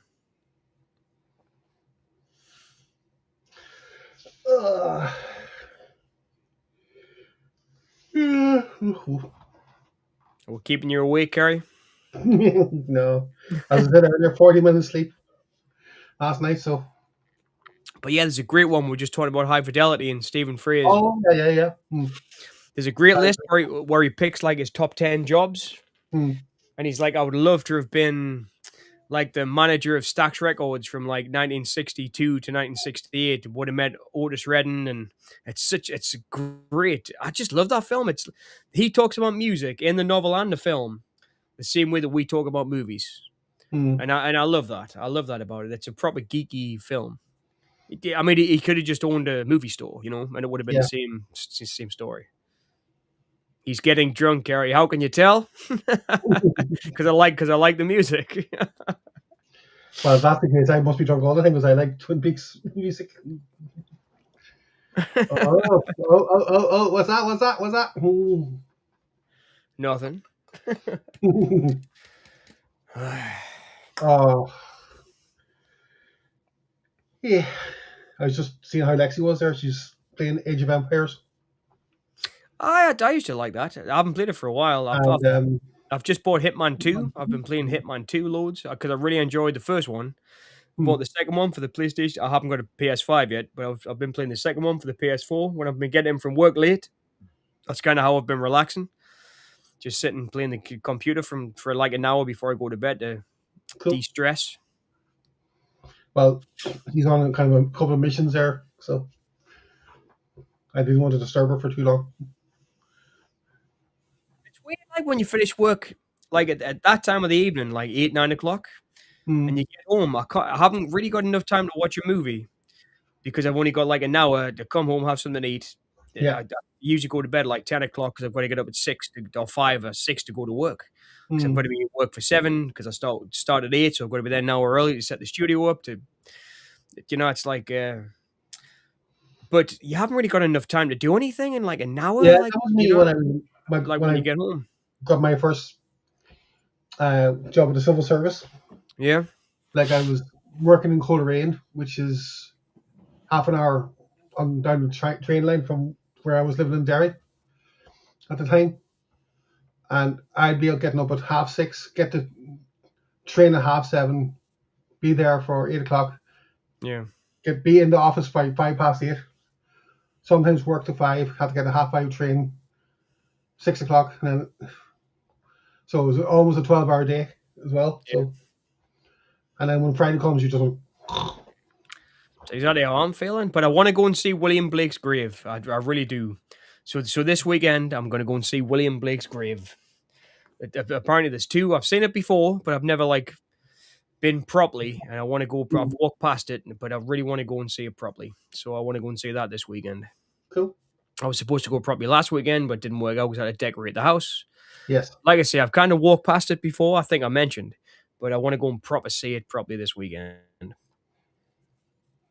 Because I love that guy's poetry, and I really want to see it. And I think I just got paid, so I've got enough money to jump on the train, go and see it, have a couple of beers, and then come back. Cool. I think William Blake would like that. Go and have a couple of beers, see his grave, and come back. Oh my God.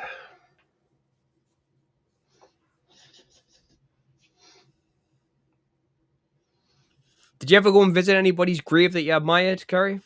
Yes. Who'd you go and see? Building it. Who, sorry? Building it. Oh, the bass player from Thin Lizzy. Yep. Well, I should say the front man from Thin Lizzy. Yeah. Front man and bass player. Yeah. That's him. Yeah. Yep. In Dublin. Yeah. You got a favourite tune? Ooh, Wild One. That's a tune. Or, well, it's not really. It wasn't solo, but it was with Gary Moore, West of Parisian Walkways. No, it was West of the Fields. Oh, Western Fields. Yeah. My favourite's, Rosalie. Yeah. Mm-hmm. I love that tune. Rosalie. My Rosalie. Rosalie. As well. It's a tune that I really like, Rosalie. And Jailbreak as well. Tonight there's gonna be a jailbreak somewhere in this town. It's a tune that. He's got a hell of a voice, hasn't he? He did, yeah. Just if I can pick it up here now before. Are they digging the records out? No, not the records. If I can find. So you have to bear with me. Oh, wow, look at that, man. Just on the floor, look at the perspective it gives you. If I was ever to go into a nut house, this would be the nut house I would want to go into.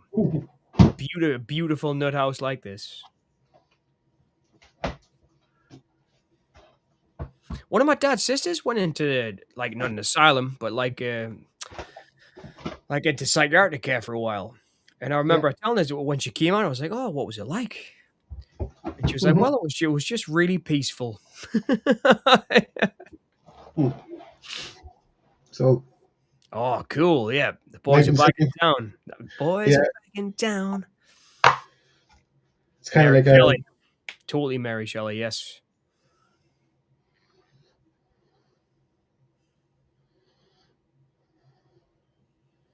It's a Jailbreak, Bad Reputation, Cowboy Song, Boys Are Back in Town, Waiting for an Alibi.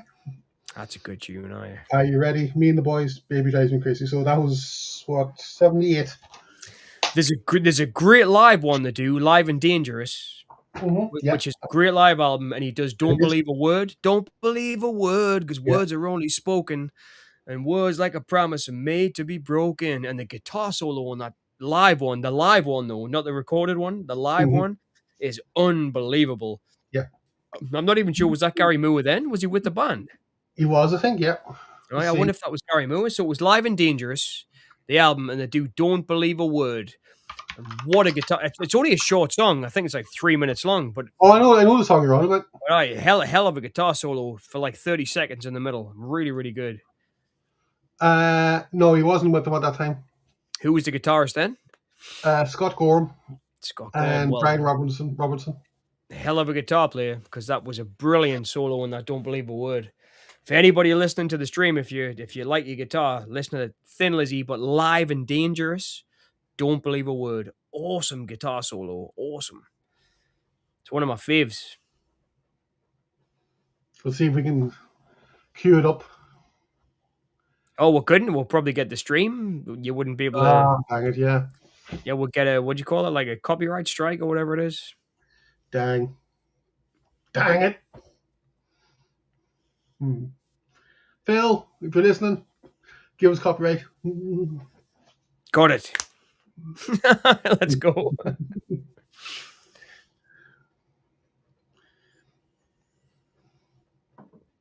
While the director, now played under observation, is sleeping in his villa. Yeah, he's got a villa. I mean, it goes back to, I mean, you look at, when I was a teacher, I would show David Cronenberg. I always get them mixed up. David Lynch's film, The Alphabet, which he made in his own house, where he just painted Yeah. the walls black, put his niece in the bed, and did that whole thing. It's very similar to this. Yeah. And in the way that guy was in the bed there, you know, in the hospital, it's very similar. It's like the It's also minimal. very similar to six men getting sick. Yeah, that was great. I love that Six one. Yeah. That was. I remember him saying that was good. The camera was broken, right? Hmm. And he totally screwed it up, but he liked the way it looked, even though the camera was broken. It was like one of those happy accidents. Yeah, that's what that's what he called them, happy accidents, yeah. Right. It's kind of like as well in Twin Peaks, the first episode when, you know, Jack said, The lonesome foghorn blows. "There's a fish in the In the percolator." Yeah. Jack Nance. I was going to say Jack Palance, but it wasn't Palance, it was Jack Nance. Jack Nance, man. What a great actor. He was. Someone actually did. But see the shot here. It looks very much like The Alphabet. Yeah. The guy in the bed, because it's so like minimalist. I was going to say someone. What was it? What song? They did a mashup of Blue Velvet, the film. You know when Dean Stockwell's character starts serenading. What's the song they did? What you mean? A candy colored man they call the Sandman. Oh no, that was the film, but no, they did a different song. Let's see if it is. Oh. Dean Stockwell's amazing. It's funny. Blue Velvet has got a lot of my favorite actors of all time in it. Dennis Hopper, Dean Stockwell, but it's my least favorite Lynch film. I just think it's his like most. I think it's his. I don't know. It seems. I love it. Don't get us wrong. I mean, I think I've said this before in the stream, haven't we? We've talked about Lynch. I do love the film. It's a great film, but in terms of a Lynch film, I think it's just okay. I mean, I'd rather watch Lost Highway or any of those films. That's fair enough, I suppose. But Blue Velvet is it's a masterpiece, obviously, of cinema because it's a really great film. But in terms of it's like Hitchcock, though. I mean, people say Torn Curtain's a bad film. It's not. It's a fucking amazing film. Sorry, that's like the 9th time. Oh, don't worry about cursing. Sorry, I'm drunk and I'm tired. I apologize. But don't worry about that. Torn Curtain's an amazing film. And people say, oh, it's an okay film. It's not. You compare Torn Curtain to anything that Julie Andrews or Paul Newman did, it's up there with the best stuff they ever made. It's a brilliant film. But because it's a lesser Hitchcock film, you know, and that's what I mean. I don't dislike Blue Velvet. It's just a lesser Lynch film, in my opinion. What's your favorite? Lynch? Lost Highway, I think. I have to say Lost Highway. I've watched Lost Highway more than any other Lynch film, but it was when I was a teenager when it came out, so it was like the time, and I saw it at the cinema, and I was listening to the music that was on the soundtrack, like 9 Inch Nails and Marilyn Manson and all that. Yeah. I was into all that music then. And yep, exactly. Rammstein. I saw Rammstein live around that time, about 2000. Cool. I mean, literally like fire shooting out across the top of the crowd. It was an incredible gig. But it was, that was my generation's Lynch movie, I guess. You know, so it was, it's always my favorite. And I mean, the cast, I've got a man crush on Bill Pullman.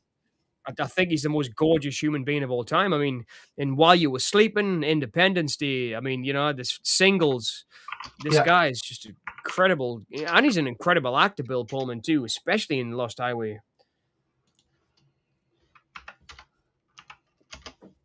He's always been one of my favorites. And I think Lynch really knew how to use him, as did Lynch's daughter, Jennifer Lynch, in Severance. Not Mhm. Severance, Surveillance. Bill Pullman was great with Julie Ormond in Surveillance, too. And totally cast against type. Great actors.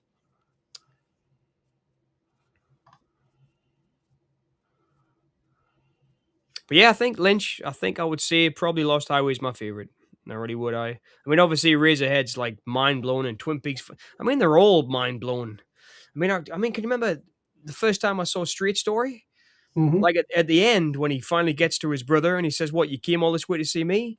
I couldn't stop crying. I mean, like Yeah. uncontrollably crying. It was like, and he just made this perfect film. So he stretches your emotions out perfectly. And then at that last moment, you came here to see me. I just broke down. But it's perfect filmmaking. It is. Everything was leading up to that moment when him and his brother saw each other, And and and reconcile. and Harry Dean Stanton says, "You came here to see me," and he just goes. I mean, God, look at that goosebumps, man! Yeah. Goosebumps thinking about it. It's so incredible, and it's incredible. It really is. I mean, the whole story though, when he's sitting with his daughter, Sissy Spacek, at the beginning, then when he meets that young girl who's run away from home, then he meets the old guy at the bar who's in the war. It's all building and building and building and building, and then that crescendo is just his brother. You came here to see me.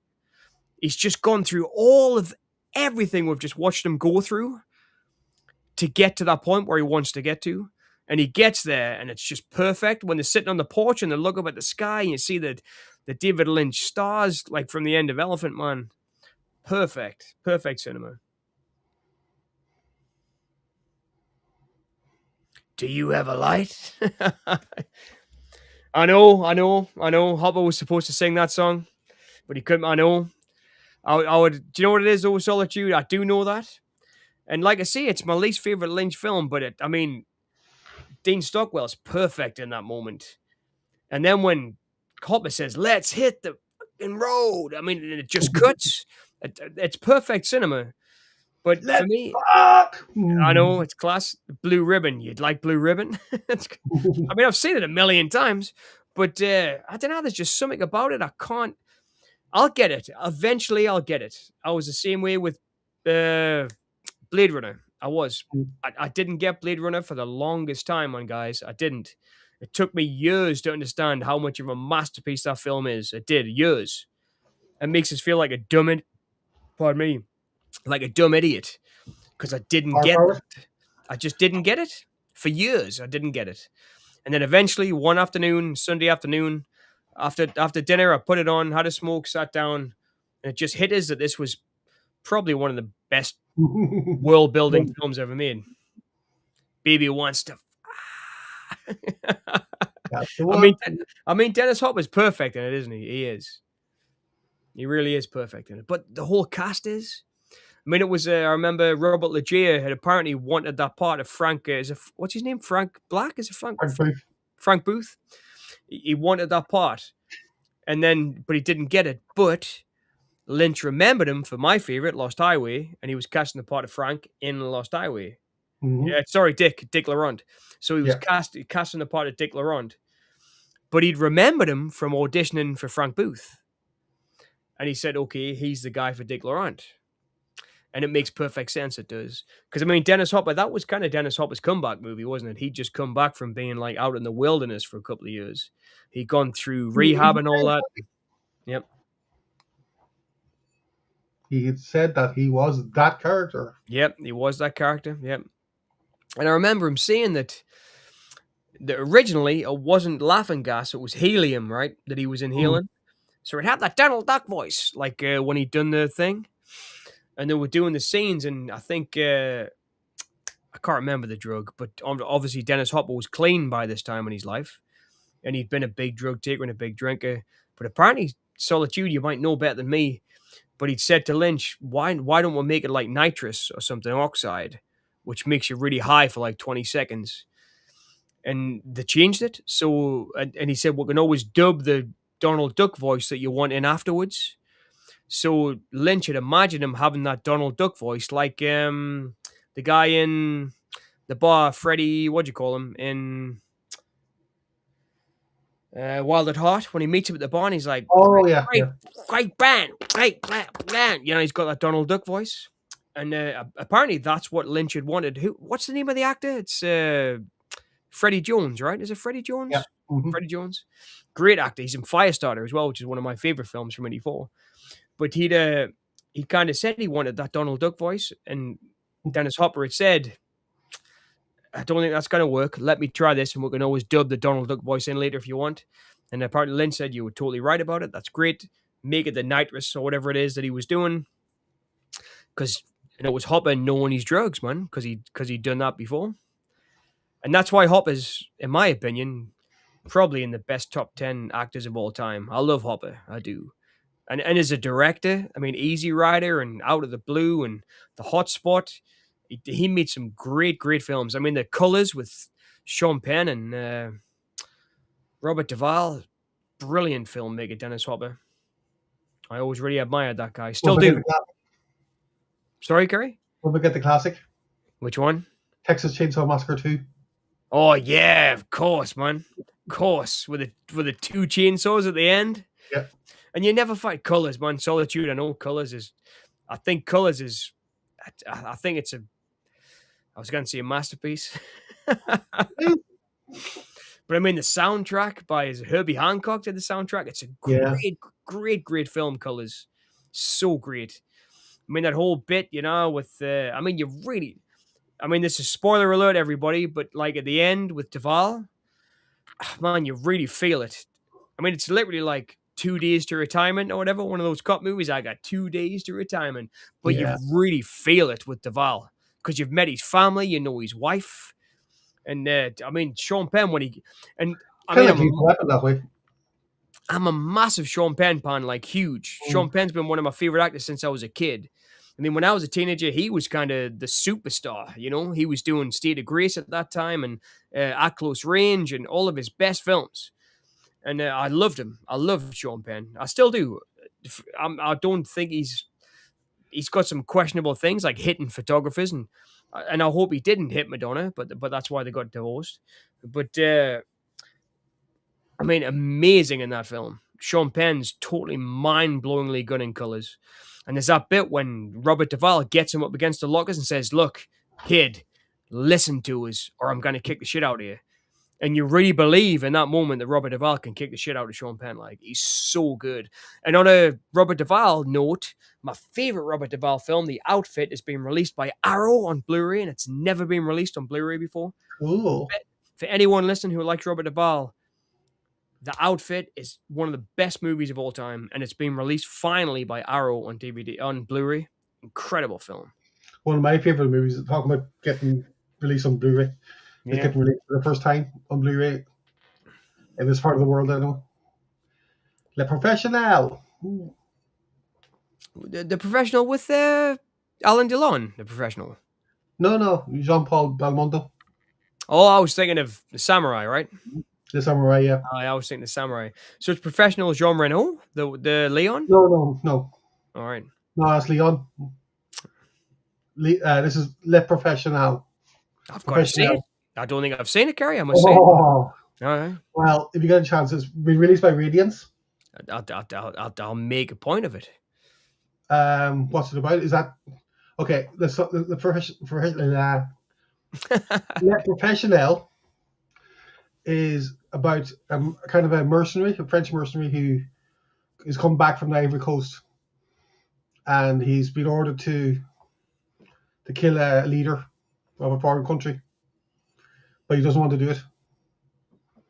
That's the bare bones, and that's all I'm giving you. But it's directed by George Lautner. Oh wow.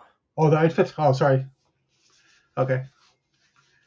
Well, I'm definitely buying The Professional. That's a film that I definitely want to see. No, you need to see the trailer. Yeah, I mean The Outfit. Oh. Solitude is it's kind of like a Robert Parker novel, or about Parker, sorry, the character, but it wasn't really. So it's about a guy who comes out of jail. He's owed $20,000 by the mafia. If you've ever seen Payback by kind of the same film, it was kind of a remake, but The Outfit is incredible. It's an incredible film. Robert Duvall comes out of jail. He's owed 20 grand, and he just goes after this 20 grand from the mafia, and he won't stop until he gets it. And they all can't kind of believe that he's doing this for 20 grand. But he's like a, it's just incredible. It's Robert Duvall. Karen Black plays his girlfriend there, who's and Joe Don Baker as well plays his best friend Cody, who's like who helps him do this.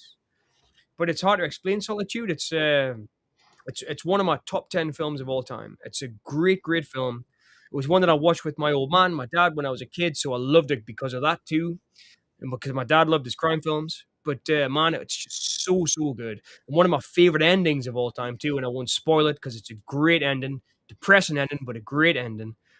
But Robert Ryan's in there. There's the girl from Carrie. Who's the girl from Blade Runner who plays the one with the boobs, who puts the boob thing on and chases that through the glass? Oh, Do you know who I mean? The actress, she well, was in Joanna Cassidy. Yep. Joanna Cassidy's in the outfit, and she's absolutely stunning in it. It's like one of her best roles.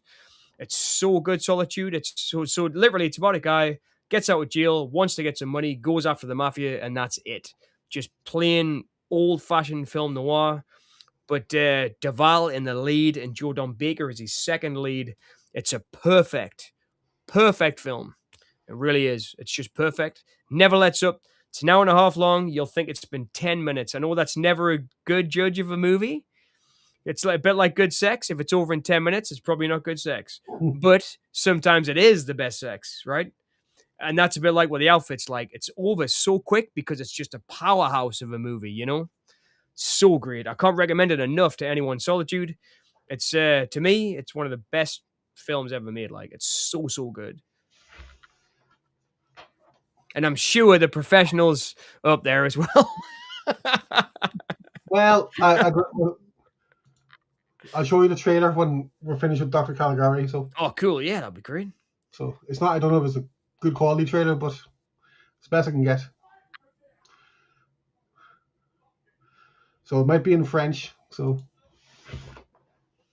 It just made us want to watch the outfit there talking about it. It's so good. I mean, Karen Black, Joe Don Baker, Robert Duvall, flipping Mitchell Ryan, and Joanna Cassidy. What a cast, man. It's insanely good. And Cherie North is in there too, just for good measure. She's only in like 2 scenes, but they just throw her in there for it. Great. But I would recommend it though. I've pre-ordered the Arrow release because I really want it. I mean, I haven't even got the money to. I'm working all hours God sends, and I've got no money. But I pre-ordered that one. Do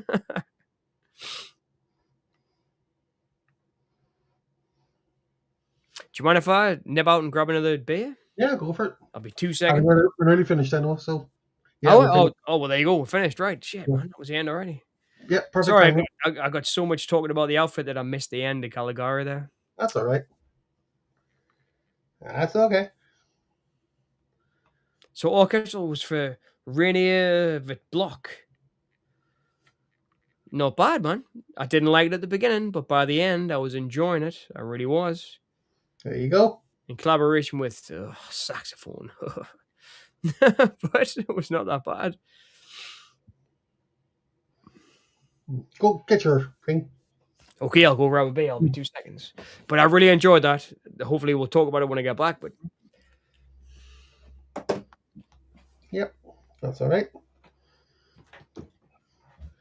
I'm just turning on my VPN.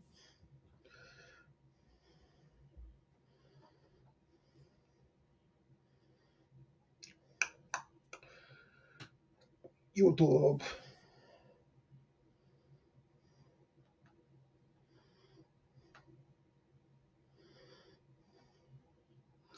So did you enjoy that Solitude, or is it something that you wouldn't be into generally, or?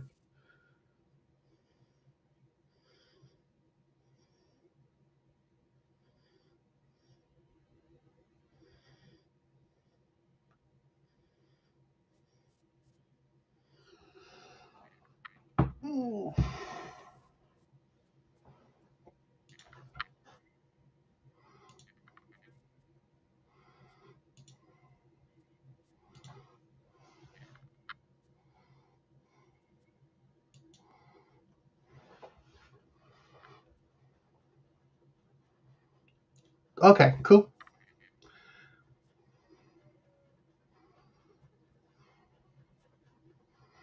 Julio Buddha.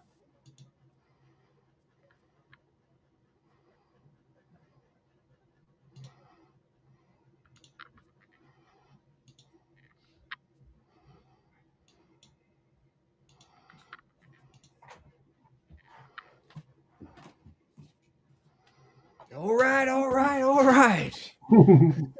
The thing's back. Oh, just me, nobody special. Lies. Okay. So just so you have an idea of what to look forward to. What was the I love this movie? I was asking about. Gary. Josse Beaumont est de retour. Eh bien, bravo, il est très fort. Et qu'est-ce qu'il dit, ce télégramme? Also, Le chien dent, voyez-vous, monsieur le ministre, c'est que Beaumont connaît tous les coups. Et pourquoi les connaît-il? Parce que nous les lui avons appris. Je vous présente mon associé. Il va vous expliquer notre affaire. Il dit que le contrat sera exécuté entre le 12 et le 15. Allez, en route. Le 12, c'est dans 1 heure. Et je vous rappelle que du 12 au 15, le président Njala est l'hôte de la France. Je vous demande pourquoi vous n'avez pas rappelé. Lorsqu'il a débarqué au Malagawi, la situation politique n'était plus la même. Il n'était plus question d'exécuter Njala. Surtout plus. Ils ont tué un petit soldat, le commandant Jocelyn Beaumont, abattu dans un guet-apens. You from Breathless as well. Est-ce que tu penses bien qu'avant de m'envoyer là-bas, il a fallu m'expliquer beaucoup de choses? Donc je glisse un fusil à lunettes dans mes bagages.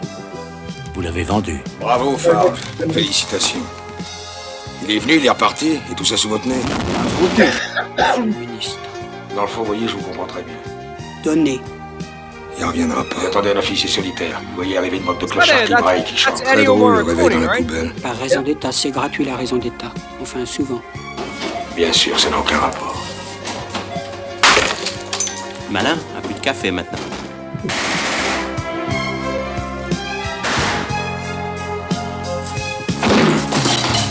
On va l'arrêter. Le stopper. Le stopper. Qui le stoppera? Moi, Comment on passe? commissaire Rosen, de la brigade d'intervention. Pour l'instant, il y a Njala, il y a Rosette. Elle trempe.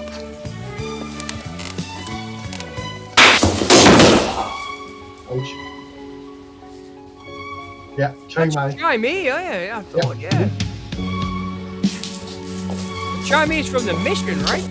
Il y a nous 4, il y a nous 6, il y a nous 12. That's the day end of the film, just please. Tant qu'il y aura tout ce monde-là, But il pourra he pas y did avoir the de nous. soundtrack for the professional, right? Yeah.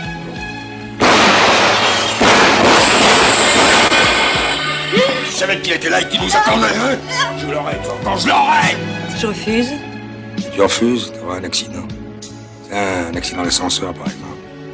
Un crémaillère qui pète, et on te retrouve 6 étages plus bas avec tes talons aiguilles dans la bouche. C'est complètement cinglé, c'est contraire à toutes les règles. C'est dans les règles du service de balancer un de ses agents? Et le coup de téléphone que t'as passé ce matin à Jeanne, c'est dans les règles?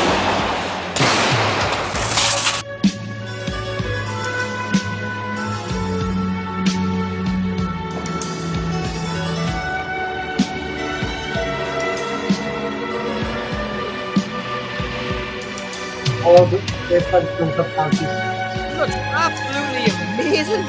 It is. Je t'avais dit que je serais toujours derrière toi.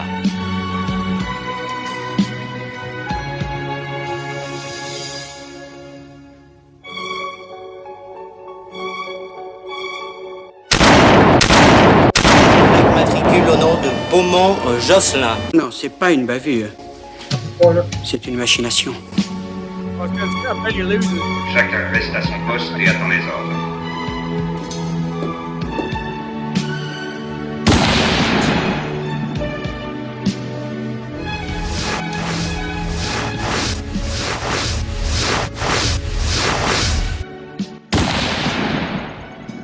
So is that totally what Luc Besson was ripping off?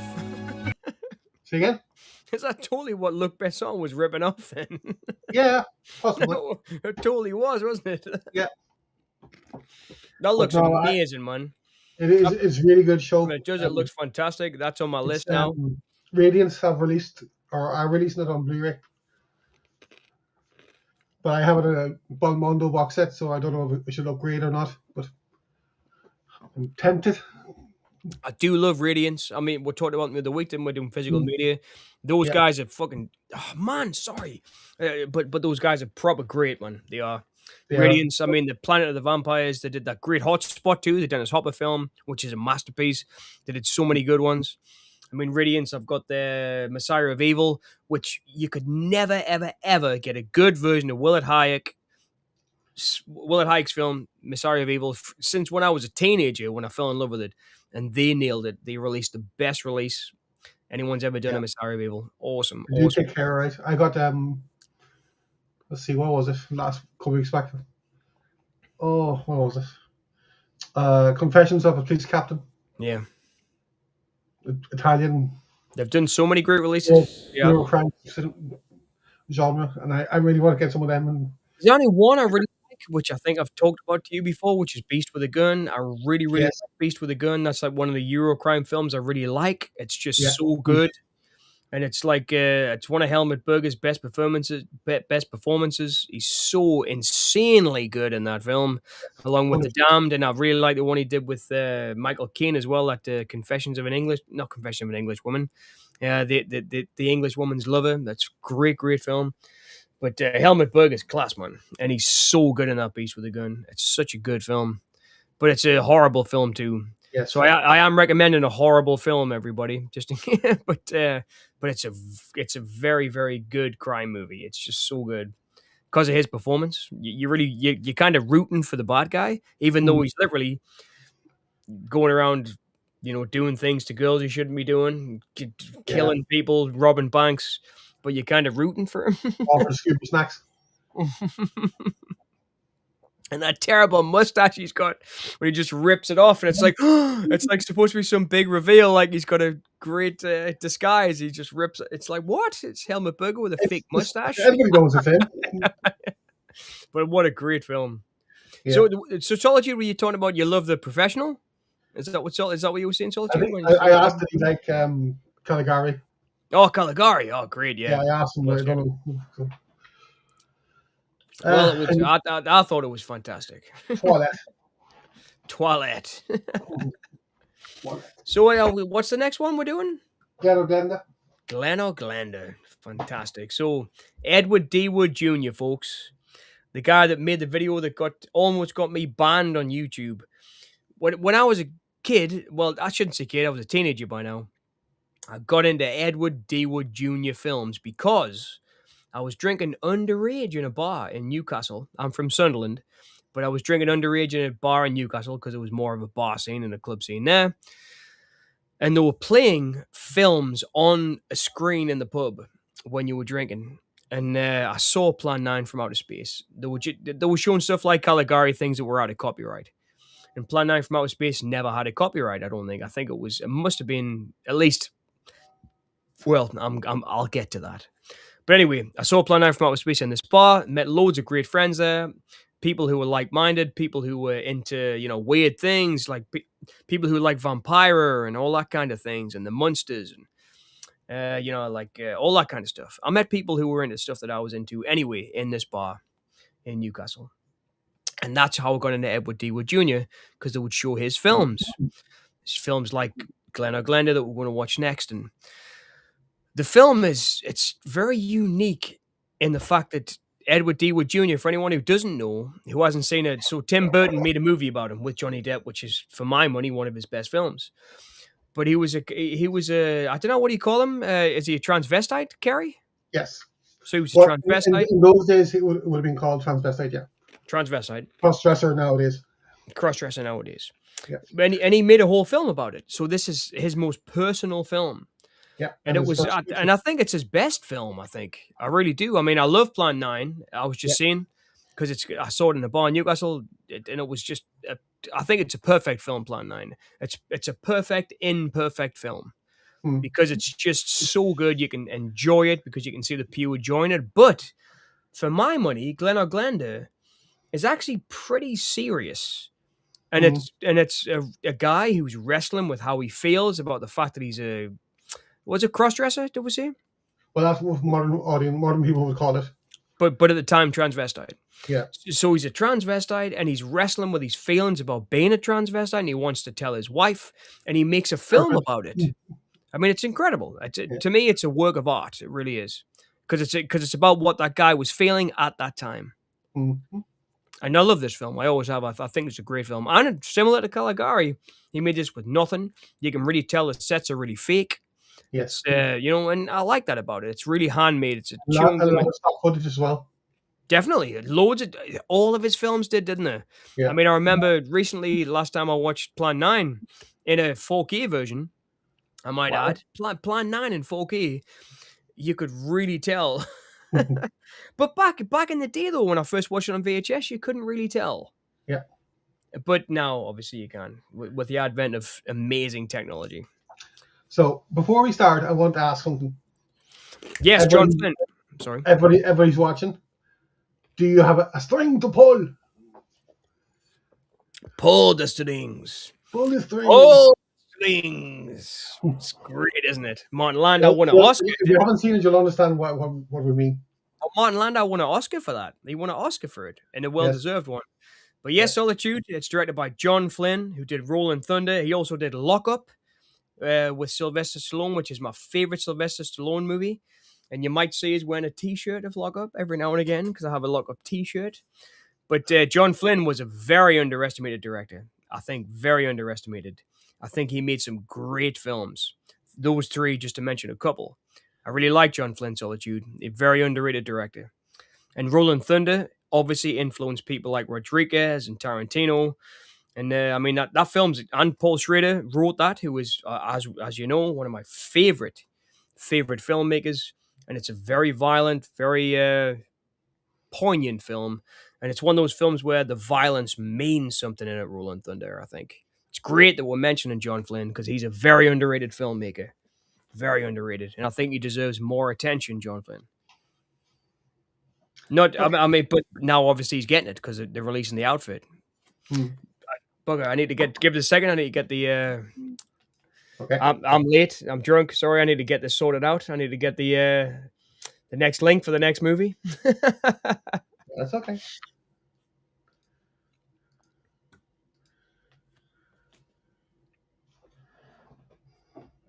Glenda. I can't wait to see this again, too.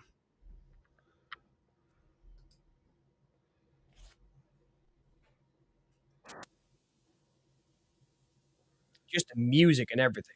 I love his movies so much.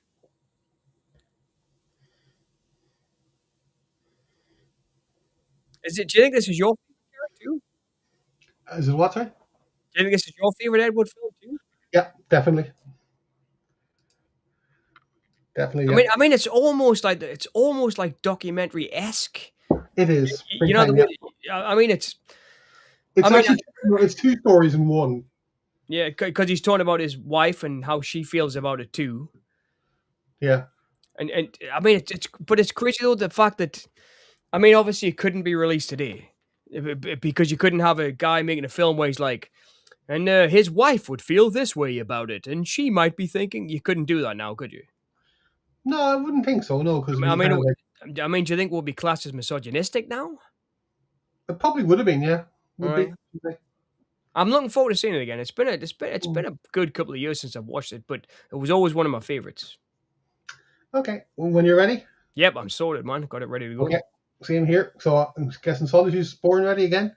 And now, Solitude, are you watching along with this classic Glenda? Or Glenda or Glen or Bela Lugosi. Bela Lugosi is dead. Undead, undead, undead. Do you know Bauhaus? Yes. I do know them, yes. Wouldn't be familiar with a lot of the stuff, but I do know them. Bela Lugosi's Dead's a wicked song.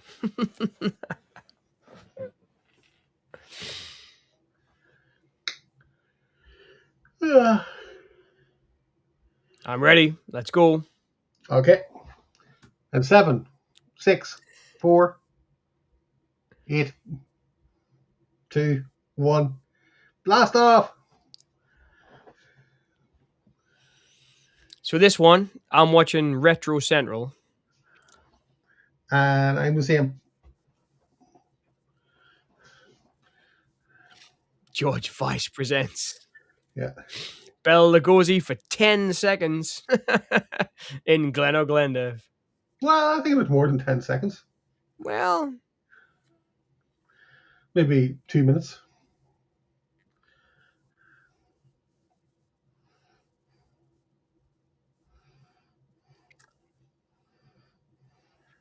if you could, I mean, obviously, we're the perfect specimens of human beings. But if you could be any other human being in the world, like in history, Right. I mean, you could be Napoleon, you could be Anastasia, you could be, I don't know, the King of France. But is there anyone else you'd like to be, like filmmaker or songwriter or anybody? George Harrison. From the Beatles, George Harrison. Yeah. I should say from the Traveling Wilburys, George Harrison. And that too, yes. That's an interesting one, George Harrison. Mm. In the making of this film, which deals with the strange and curious subject, no punches have been pulled, no easy way out has been taken. Many of the smaller parts are portrayed by persons who actually are in real life the character they portray on screen. This is a picture of stark realism, taking no sides but giving you the facts. All the facts as they are today. You are society. Judge ye not. Bela! So great. I was talking about the sets there. It's just minimal. That's what my living room looks like. Cool. Good to know. I love the scene with the buffalo here. Yeah. Oh, I'm going to turn the volume up a little bit. I was set to full. Because I just love Lugosi as an actor. Yes, he was Solitude. He was, yep. Barbiturate, right? Yep. He got clean before he died, though, thankfully. He took this as kind of for a paycheck.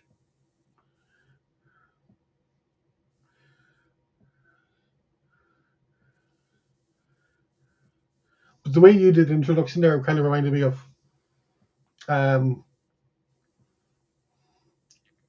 forget the name of the character in Plan 9. Christoph, yeah. That's what I was going for. Yeah. From Plan 9. Yeah. Yeah. I think Plan 9 was the best video I ever did for Boneyard Cinema, and somebody flipping put a copyright tag on it and said, nope, you've copyrighted. And it wasn't. I had a videotape of Plan 9. I ripped it, put it in the video. I think it was one of the best videos I ever made because I'm so passionate about this filmmaker. I mean, along with Romero and people, you know, Edward really inspired us, you know, to think you can do it, man. You haven't got to be Steven Spielberg, who is a great filmmaker. You haven't got to be him. You can be yourself. You can make the film you want to make. Do you know what I mean? Yeah. He was right there. I was just going to say, Lugosi is credited as a scientist in this, but reading between the lines, it's a bit more sinister than that. I always thought he was like some kind of godlike figure. I never thought he was just some scientist. I thought he was like some kind of overlord who was overseeing everything in the film. Yes, that's the way I looked at it too. But the film's kind of, I mean, like I say, it's a good double bill because this film's crazy. Like, it's a dream logic, a lot of it. A lot of it, yeah. Especially there. What I was saying, overseeing everything. Aye, exactly.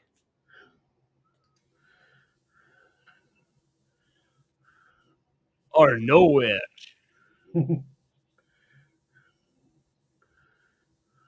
So cool, isn't he, Bela Lugosi, man? The other night I was watching The Bat on YouTube. So somebody uploaded a 4K upscaled version of The Bat with Vincent Price.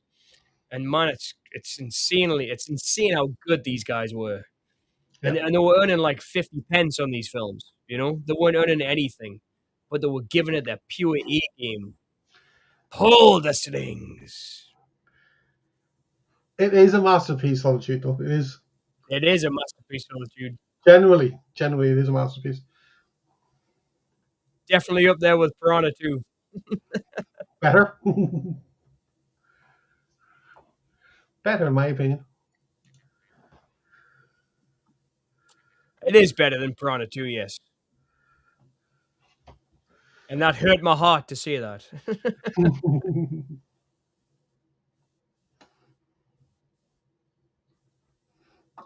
Oh.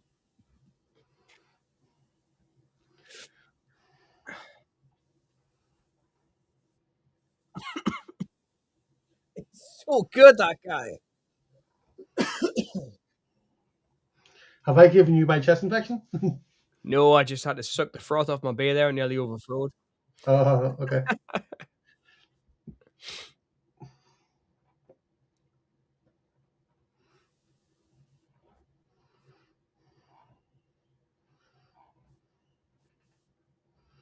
You notice as well, he's sinking into a wee bit of American accent, which is weird when you hear him in Dracula. He's like a normal, Romanian.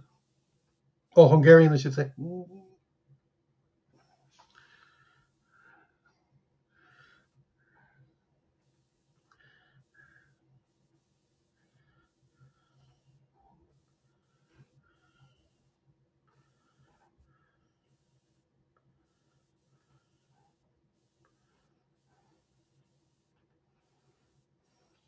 I mean, can you imagine being scared about going out on the street, man, about wearing a flipping dress if you want to wear a dress? I can't imagine it. But that's the thing about America in the 50s. It was very conservative. I know this movie really woke me up, man. It did. It was, and he'll never know that because he died a poor flipping guy making porn films. But it really changed the way I looked at the world. This film, man, it really did. And it's just some low budget guys flipping, like I say, I think it's his most personal film. Yeah, definitely, 100%. He was commissioned by George Weiss to do the Christine Jorgensen story, but he made this instead. Which is a much more personal film. Yes.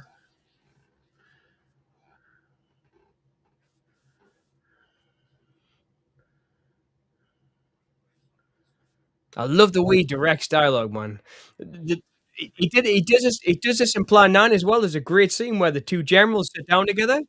Yeah. And he says, they just sit down in the middle of all this UFO crisis and say, I like you, General. And he says, I like you too, Colonel. It's just very casual. I know, it's like, is there something between the lines there?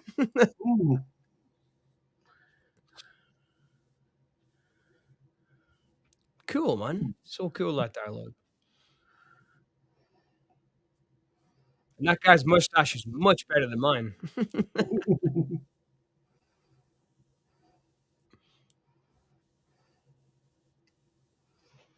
Wow, he's really trimmed that, man. That's really fucking time consuming.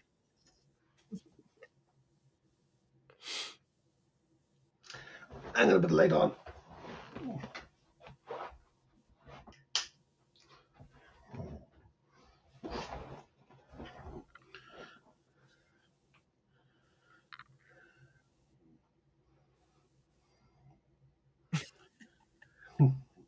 As if anybody would care that much ever. They'd be like, well, there's some dead person. That's it.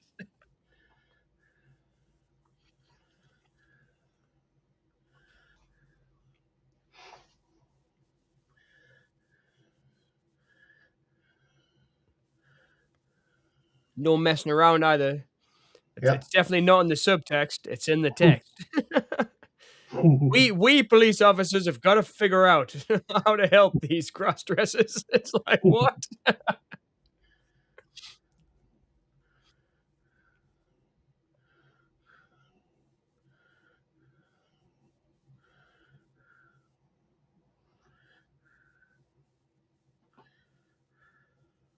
Medical science.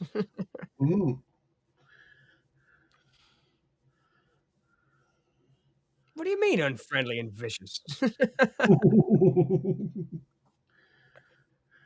He actually reminds me of the therapist I seen when I was going through my transition. So, although I'm actually wearing a very comfortable thong right now.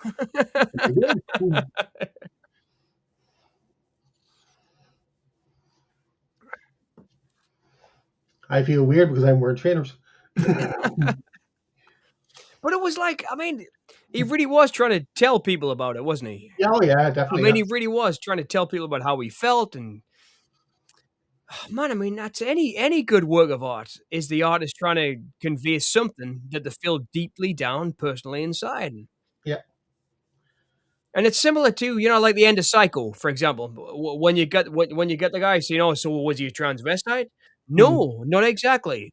And he does that whole speech. The Simon, I can't remember the actor's name. He's a great actor who plays a psychiatrist at the end of Yeah, I Psycho. know what you mean though. But I mean, it was the same kind of thing, right? It was like really explained. Yeah, And educate the audience I and like to educate,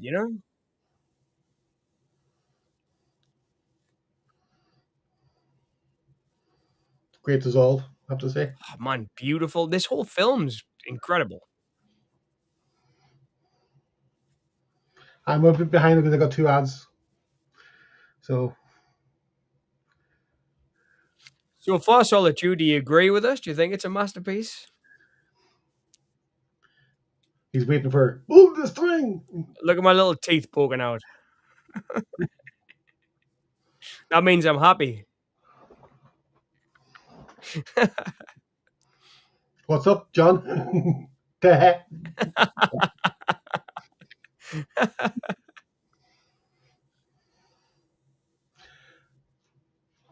And a slightly different note, Angora sweaters are very comfortable.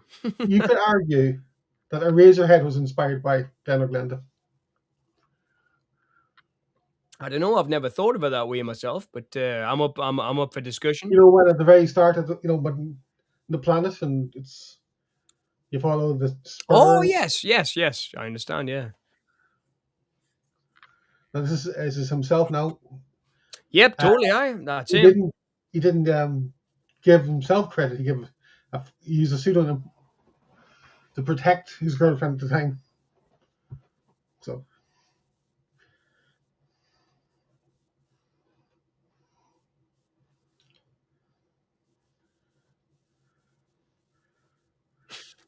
paste it over. Works though. But to me, I mean, this is not just good; it's great. Yeah. Really, I mean, it's great. A very little to no budget. Well, that's the thing. I mean, it's made out of pure passion, Kerry. Yeah. Mm. I mean, it's like, I mean, I made my first film, The Freedom Room, like totally just out of passion with no money at all, and it was like, I've been reading about prisoners who were in jail and Yeah. and I went and met some of them and spoke to them and it was like I had a story I wanted to tell. Same thing, I mean, and watching his films inspired me to make that, even though that film was terrible. His films inspired me to make those films because if you can't be yourself, who else can you be, man? Exactly.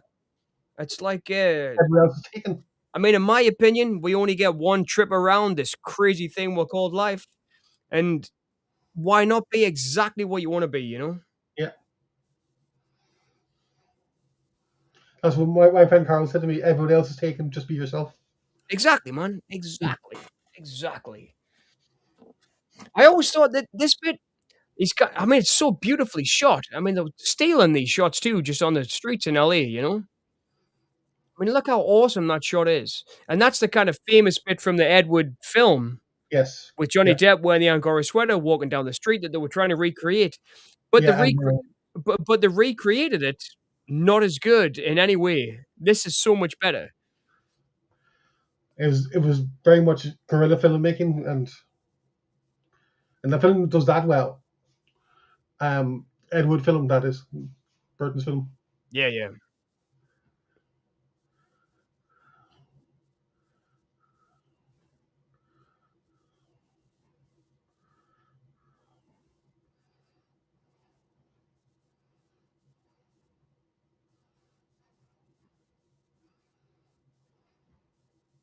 And that's his partner, right? She's his partner. Dolores Fuller, yeah, she's there. Yeah. Yeah, she's in it. Yeah, partner at the time. As I said, I'm a couple of seconds behind you, so because I had 2 ads. Yeah, that's his fiance at the time.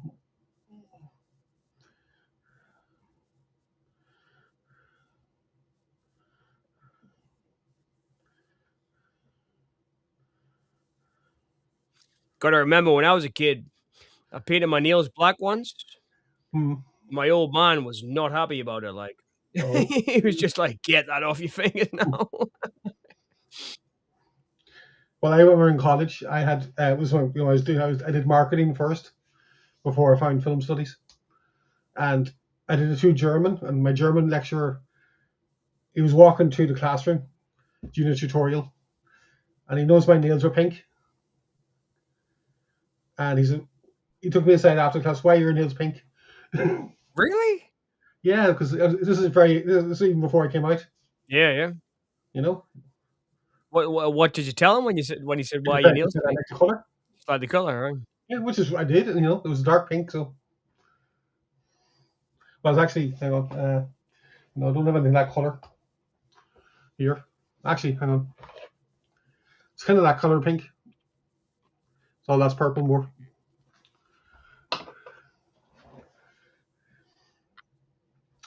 For a no budget, it looks very good. Yeah, exactly. Solitude. Oh, I know it's beautiful, isn't it? I mean, he proper took care about it, I think. Yeah, it's very theatrical, as we said earlier. But like we see, very film noir as well, and also very expressionist. All you need is a bus stop and a guy to represent a bus stop, right? Simple as you can imagine.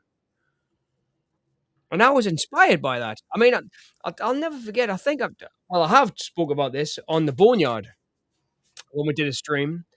Is that I wrote a paper about Plan 9 from Outer Space when I was a student about how I thought it was great.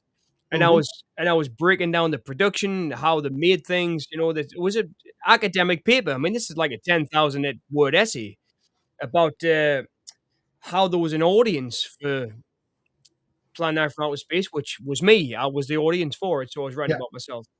And my teacher read it at the time and said, "This is rubbish, John." She was like, "This film is rubbish. Some films are just rubbish. This is a bad film." And I was like, "It's not to me. This film is a great film to me." Do you know what I mean? Yes. But she couldn't understand that. As an academic teacher, she couldn't understand that. That's horrible, though. I know. It was crazy. But that's what the paper was about. It was about how I was the audience for this film. Yeah. You know? She couldn't get that, man. She couldn't get it. I still passed because I evidenced everything and, but the teacher couldn't get it. Whereas I had another teacher, Shrupali Patel, who totally got it. And she was like, "I totally understand what you mean." But just one teacher didn't get it. Yeah. There's a friend of mine, he's a lecturer in Sligo College or university now. He teaches drama. Really? You have that nerve? He would have loved, somebody to do an essay like that, or do an essay on Lynch or Schrader or whoever. Yeah. But the thing is, you see, it was passionate to you. Yeah, of course. You're going to write about something you believe in, you're passionate about. Well, I love the film, man. Blockbuster from, you've no interest in.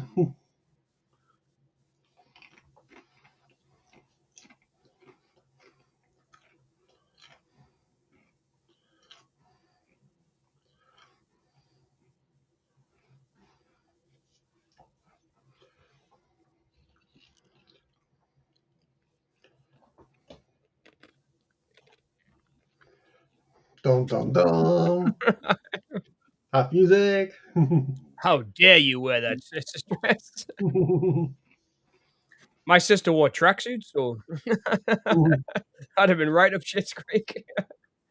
My sister loved Alessi tracksuits. I remember she used to wear Alessi tracksuits.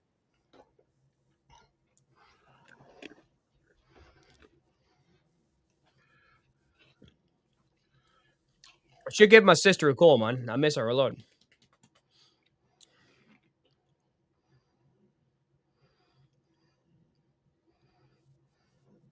you been speaking to your family much, Kerry? Lately, or No. no, not much.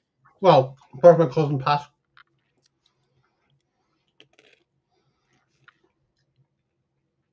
That was about February time. I wouldn't mind, but he lives in the next town over, so. But he's very busy. He runs 2 amusements, so. So am I right in thinking the blonde girl is who Edward went out with after Dolores Fuller? I'm not sure, to be honest with you. He did go out with, someone who produced. Actually, hang on. He married somebody who was produced. Okay. But I do know that the Edward film with Johnny Depp and Patricia Arquette made it seem like they spent the rest of their lives together, and they didn't, right? She left him, and he ended up marrying somebody else, right? Yeah. Yeah. According to Wikipedia, he married Norma McCartney in 1956 and separated from her in 1956, and then married Kathy O'Hara that year as well. And then until he died, so that the film skips over Norman, the second, his first wife. So.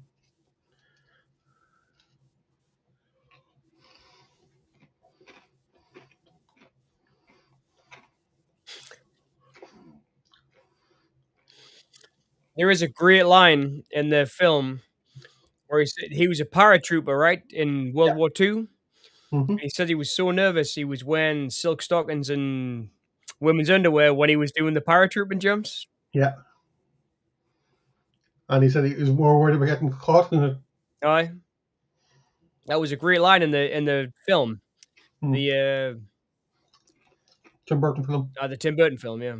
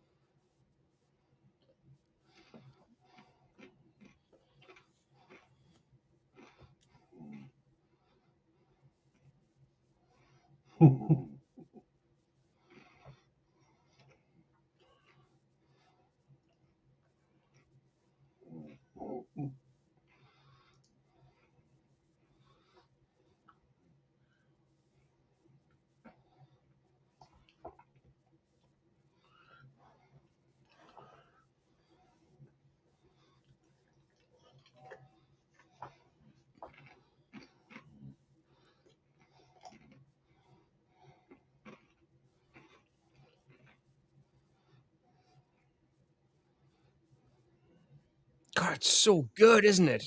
I mean, like in a totally unironic way. It's really fucking brilliant.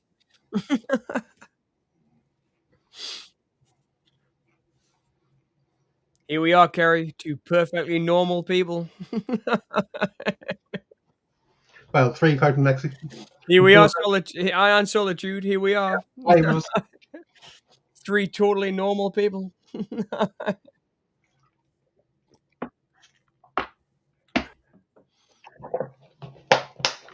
Yeah. Terrible to buy bottled water because the tap water here is terrible. And I am drinking far too fast. Can's nearly finished already. Wow.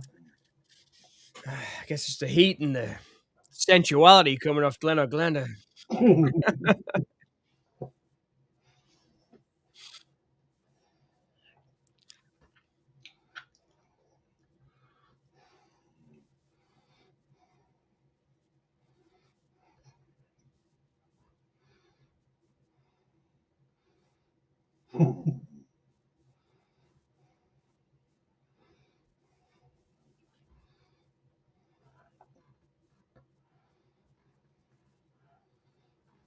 Is there any movies that you'd recommend, Kerry, about like transitioning or anything that might be cool for the people, fans out there?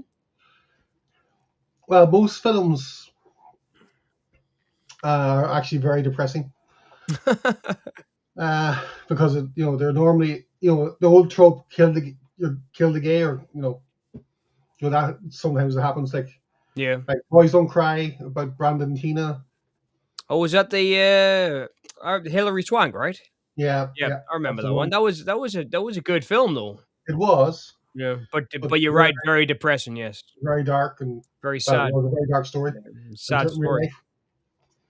Yeah, so I'm trying to think of a positive one. Boy Meets Girl. Right? Yeah, it's very happy ending.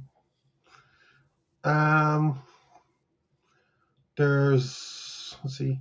You see, there's more films about trans women than trans men, which is not good. Like, in all fairness, should be kind of fair balance. But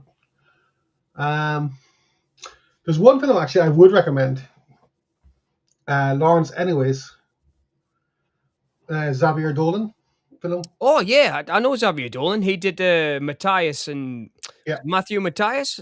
Yeah, that was a really great film. I really liked that one. Yeah, he did that one as well, where he kind of halfway through the film he reached out and opened up the perspective of the film. He was really good. Is he still going, Xavier Dolan? Is he still doing movies? I'm not sure. He was like a child star, right? And he took the money from being a child star and then made his films. Again, I'm not sure, to be honest. I just but that I would recommend that. What was it called again? Lawrence, anyways. Lawrence, anyways. Yeah, there's a line in the trailer where I've never seen it, but I really like his films that I've seen. Well, when this is finished, you can put the trailer up and see. Yeah, cool. Cool. I think the first one I saw was the one when he was like a farmhand and he fell in love with a guy on the farm. That was a great one. All right. He's a really good director, him. Let's see what else. If you want a slight bit of comedy, there's Transamerica with Felicity Huffman. I've never seen that one either. She plays a trans woman, but it's Huffman from Golden Years, the Stephen King. Felicity Huffman, married to William H. Macy. Yep. I know her from the Stephen King, but she did Golden Years, the Stephen King series. Yeah. Also X-Files. And she was in the famous one, right, with Terry Hatcher and the one with the green lawns, the Desperate Housewives. That's the one, yes. Yep. Yeah. That's the one. Stepford Wives-esque. Oh, totally. I totally like Stepford Wives. Did you see the remake of Stepford Wives that Nicole Kidman did?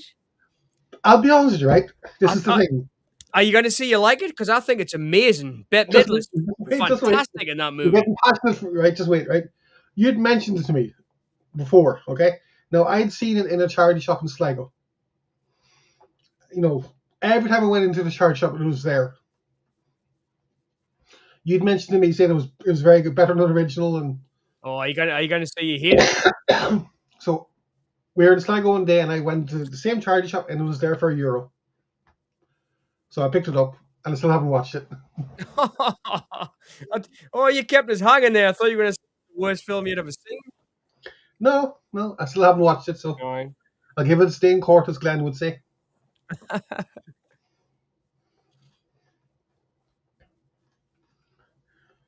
But now I have so many films I want to watch. Or need to watch. This is this tall. But I mean, sometimes, I guess why I was asking is sometimes it's like movies that just get how you feel, I mean, like I love Malinoche by Gus Van Sant. Totally gets how I feel about things. A lot of his films do, Yeah. And it's like every now and again, some film just gets you, like who you are. I mean, there's some. I'll have to check out that Transamerica. I've never seen that. There's it's not really this. I don't know. I'm gonna maybe Breakfast on Pluto, with Cillian Murphy. I know the one. Yes. Yeah. Neil Jordan directed. Yeah. That's sort of positive. Yeah. And funny in parts. Yeah. But the book's funnier. I've never read the book. Oh, But I've seen the that's movie. It was a okay good about the movie. book, and I like Neil Jordan, man. He did a film called Angel with Stephen yeah, Rea, that's right. Yeah, which I really, really like. I love that film. It's really, really good. he's worked a lot with Stephen Rea, right? And that one he did, the Company of Wolves. He did some Yeah, great movies. And The Crying Game, right? He was The Crying yeah. Game. Yeah. Mm-hmm. Good director, Neil Jordan.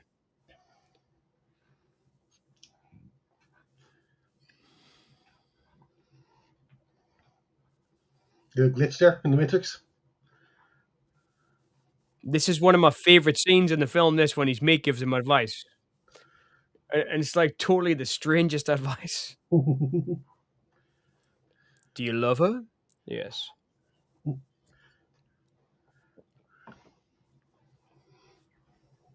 I wish I had hair as nice as Edward. He's got perfect hair.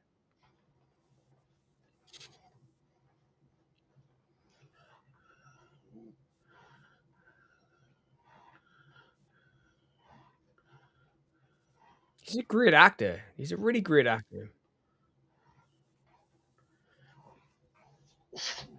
Ed Wood, not the guy he's playing with. All right. Okay.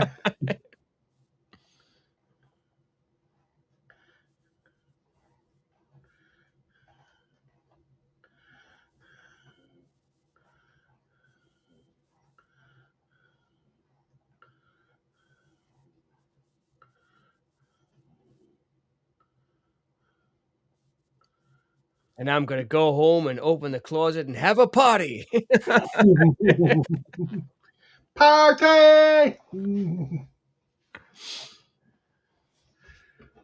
Party in wherever that was filmed. Obviously LA, but I mean, this is totally what he's thinking. I mean, it really is. As I said, I'm a few seconds behind you, so. All right. What timestamp are you at? No, Yeah, I'm at 32 minutes. Okay. Oh. Right. Okay.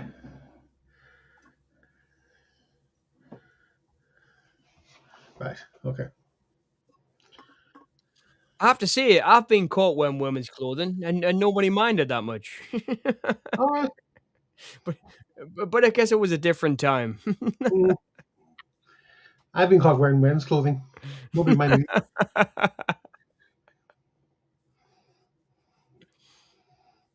See, like my fashion sense is weird. It's not very traditional. Like I love tracksuit bottoms. I love casual t-shirts. I love trainers. My fashion sense is I've got no fashion sense. I've Yeah. never, ever had fashion sense. Ever. My dad always he kind of liked to wear good jeans and things, but I never did. I never did. I mean, I remember my grandmother would just buy us random stuff and give them to us, and I'd wear them. I'll never forget one day I used to go to my grandfather's and grandmother's, my dad's parents, every Sunday, right? Every Sunday, which is where I got into westerns because I sit and watch westerns with my granddad on Sunday afternoons. But she would buy us she bought us a Depeche Mode t-shirt. Yeah. My grandmother, man. Because she thought, oh, John will like Depeche Mode because he's a little bit weird. Well. So I went round one Sunday afternoon and she was like, oh, John, I bought you a t-shirt. It was probably badly printed Depeche Mode t-shirt, All right. But she actually really cared enough to say, oh, John's a bit strange. He liked Depeche Mode, because they were a weird band to her. It was like, all my great-grandparents. Yeah. I remember when my mum was in the hospital before she was officially diagnosed with Alzheimer's. Oh, man. And I went down here, and I came home wearing a very unisex outfit. And my dad was like, "Get them on you." We threw his trousers and a jumper and a t-shirt or a shirt and all that, and a flat cap. Right? So he says, "We're going to the hospital in 20 minutes." I said, "Okay." So I put them on just to please him. And no joke, right? You know how bad fitting things are when you don't know when you're on hormones, you kind of lose weight. Yeah. He must have been at least a 46 waist when he wore them. because they were swimming on me. And I've seen pictures of you. You were skinny. I was. Like, I'm not skinny now, but at that time, I was maybe a 34. You're much more beautiful now, Curry. Nah. But at the time, I was a 34-inch waist myself. And he gave me no belt. I had to keep them up with a piece of string from the shed. And I was like, and then the shirt was massive on me, and the jumper was massive on me. The only thing that fit it properly was the flat cap. You know? And a flat cap just to top it off. Yeah, exactly. Oh, man. Oh, And he thought that's what we should be wearing, you know?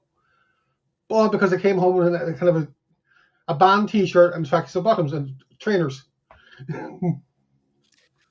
I know. Okay, my hair was long, so I had a jacket I used to wear all the time, which was like I was a big Neil. Well, I still am a massive Neil Young fan. He's my favorite. And I had a green, like kind of, like I don't know how to describe it, but like a jock jacket from high school. It's like looks like you got like leather sleeves jacket, but it wasn't a jock. It was like had Neil Young on the back, so it wasn't a jock jacket. And I wore it forever. And my mother, I came home one day and she'd ripped the sleeves out of it. Oh, jeez. She just didn't want us to wear it anymore. She hated it so much. She ripped the sleeves out of this flipping jacket I had with Neil Young on the back. That's hurtful. I know, crazy, and it was my favorite jacket.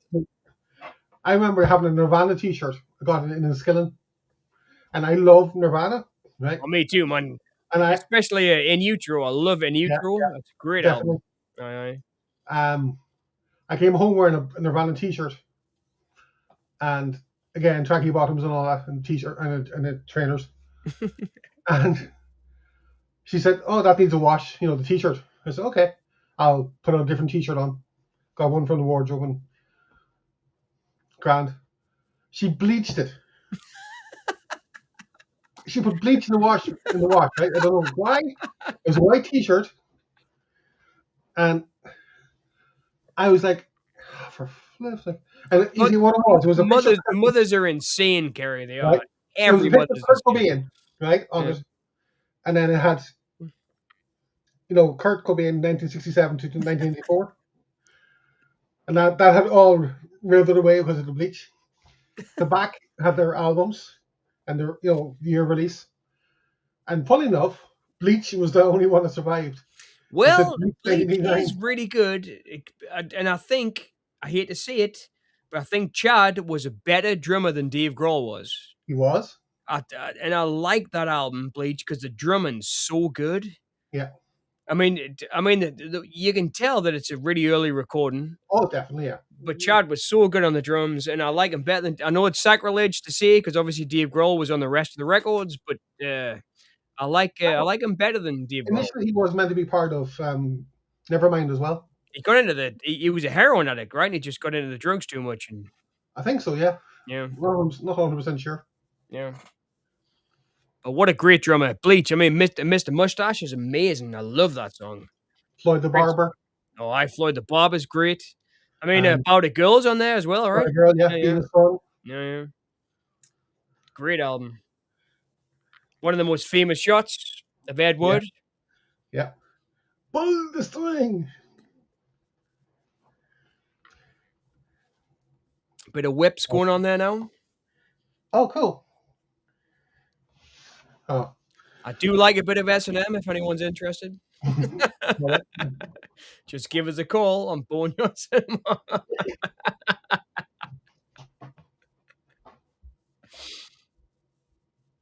What a crazy night. To go from Caligari to Glen or Glenda.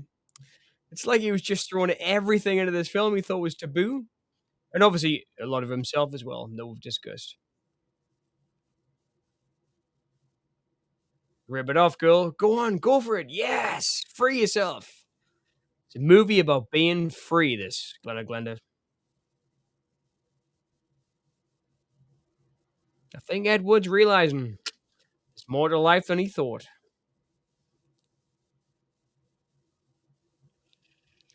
There's so many movies, man. Like, I mean, obviously, we've got a channel here talking about movies.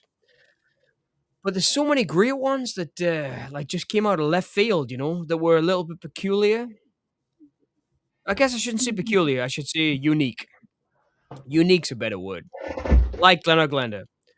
But there was one, a Bit of Moon by Polanski, I thought was really unique too, which was about like a weird sexual relationship. And seeing movies that were made about different things, or I mean, like this girl here, for example, tying that cross to her and stuff. And I'd never seen that before I saw Glen or Glenda in a movie. It's so interesting. It just makes you think you can do whatever you want to do. And I know we spoke about this before, me and you, Kerry, but Cronenberg was a big deal for me in that way, Shivers, because I'd never seen anything like Shivers when I first saw it. And it was like, can you really make a film that's not sexual and not erotic, but also that horrible and that, creepy and amazing film? But these guys broke the mold totally. They really did. And Ed Wood was always breaking the mold, I think. Yes. But to be fair, I haven't seen too many of his pornos. I think I've only seen like 2 of them. But they weren't very good. But the 2 that I saw anyway. Because there is good porn and there's bad porn, and his wasn't very good. Mm. But I think he was just doing it to make money by then. Like, this is the 70s. This is 70s Ed Wood. Yeah. But I mean, he didn't make anything from 59 to the porns. So yeah. But I mean, he written a lot of stuff which wasn't filmed or whatever. Because I mean, this is kind of like I don't know, borderline S&M with it tying people up and stuff, and but it's not like the hardcore films of, I don't know. Well, I just skipped many directors. There's a couple of ads during when I was in the toilet. I heard it because I got my speakers on or headphones on. So I'm on, let's see, 43, 40 now. So I'm on 42. Okay. I'll skip forward. Okay. It's a bit where I am. Where they're. The devil's just come in to the girl tied up on the sofa. Yeah. Yes, that's the one. Yeah. I was going to say, that's dream logic again for. That's why I love it. I love it. He can just go anywhere, and this film does just go anywhere. He's not bothered about it. He just goes, okay, what am I going to do next? I'm going to tie some girl up, and then the devil's going to come in on the sofa. How good's that, It's brave. It's brave, and you've got to be brave sometimes to be who you are. It's like, and that's what I loved about it,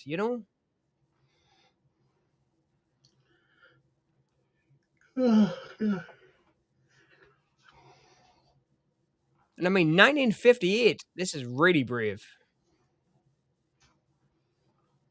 53. 53? Yeah. Even braver. Still in the Hays Code. Here's to flipping Edward D. Wood Jr.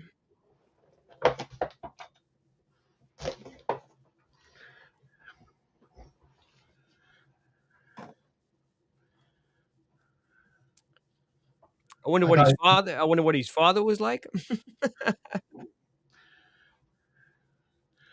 Probably a bit more restrained, I'd say. Edward D. Wood Sr. Mm. I'm a junior. I'm John Rennie Jr. My dad's John Rennie Sr.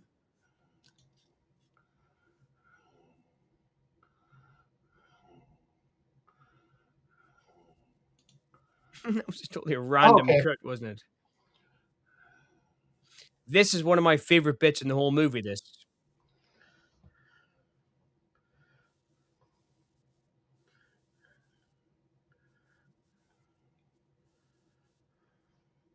It's actually very dark when you think about it as well, isn't it?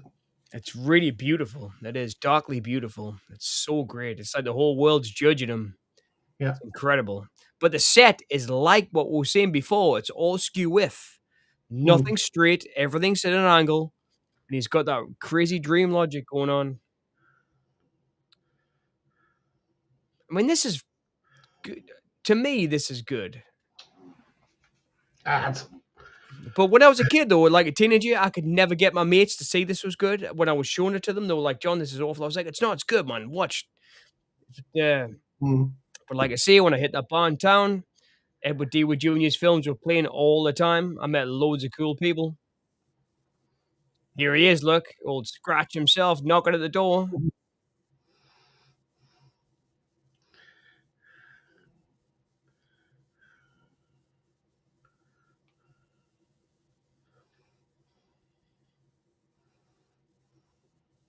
But to be fair, you know, there's so many films in the history of filmmaking that we'll never see.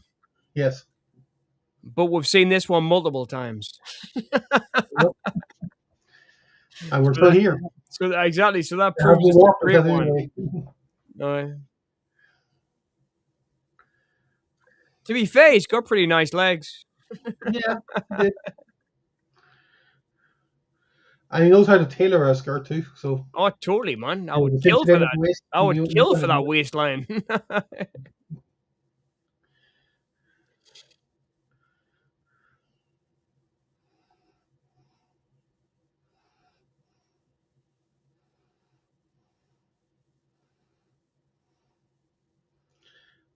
That music it just reminds you so much of something else. The Quiet Man.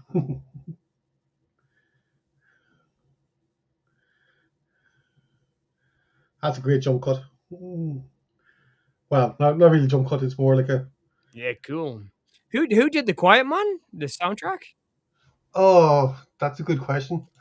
That was the last thing George Romero listened to before he died. Was The Quiet Man soundtrack. I remember his wife saying he passed away pleasantly in his sleep listening Let's to the see. Quiet Man soundtrack.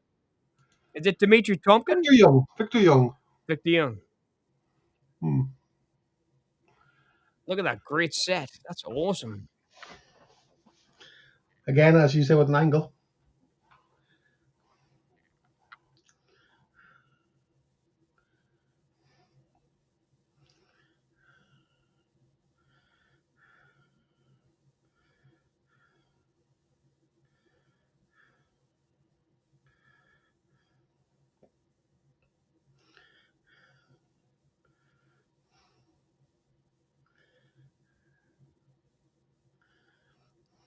I mean, that's pretty avant-garde collage stuff, man. I mean, Yes, it is.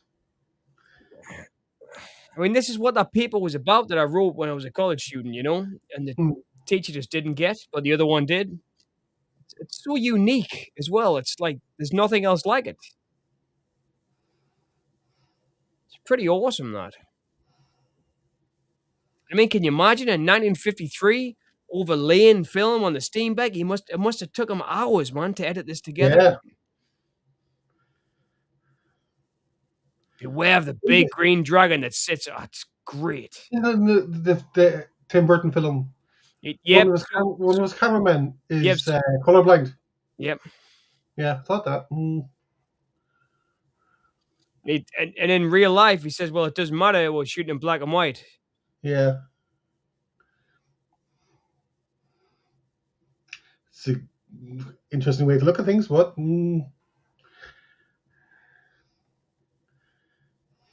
but I always think, you know how color cinema came out, it was always there from the 30s onwards. Yep. Like Technicolor. But black and white is more like dreams, because we dream in black and white. So that's kind of what makes black and white films more appealing to me sometimes.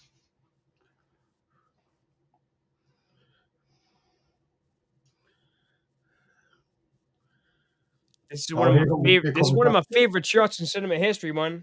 Yeah. When she takes a sweater off and gives it to him, it's so beautiful. There you go. I wish I could walk in high-heeled shoes. Have you ever tried? It's flipping. I have. There's a hill in Derry. It's impossible. Well, there's a hill in Derry. It's up one of the main streets. But we were going out when I myself and a few friends, and we got dropped off at the bottom of the hill, and the bar was at the top of the hill, because it was on a one-way street, you see. So we had to walk up the hill, and I was walking like I had a dress on, so I was afraid of being somebody like looking underneath. But it was that steep, and my heels were that size. So I don't know how I did it, but I did it, and so here comes the shot. Go on, Dolores. Give it your all. She's a great actress. Never mind what Sarah Jessica Parker says. She's a great actress. Solitude's asking, did you show this movie to your students when you were still teaching? Yes, I did. Yes. And I also showed them Plan 9.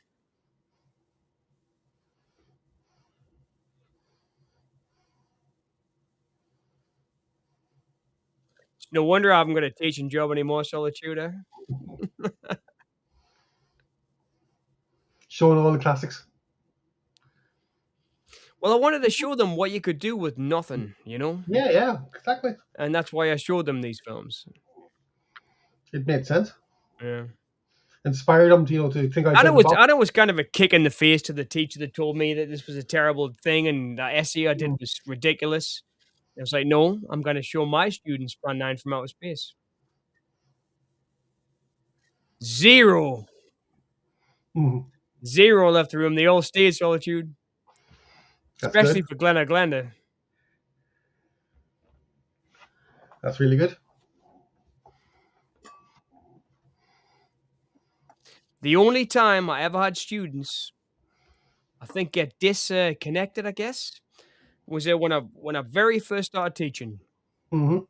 They said you can write one module that's totally your own. And I wrote a module about silent cinema or chilled cinema, or as Paul Schrader calls it, transcendental cinema. And I showed Ozu, I showed Kelly Reichardt's Old Joy, and I'll never forget, I showed the students Tokyo Story, Going to ask what was you. and about 10 of them were asleep. Oh, When the showing finished, there was about 7 or 8 students that were still awake. Everybody fell asleep. I mean, it was like 8 o'clock in the morning, but and they actually came to us and said, "Well, we can't really do a module on slow cinema because all these students fell asleep." So I said, "Okay." But yeah, that was the only time I think I ever really lost them, Solitude. At least I hope so, anyway.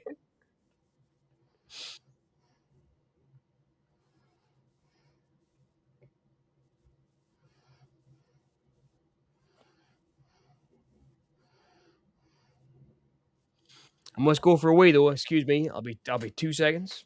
No worries.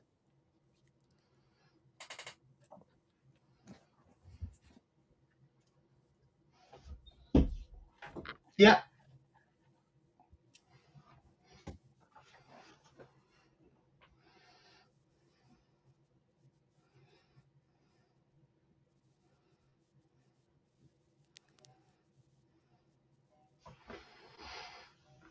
That's called dead naming nowadays.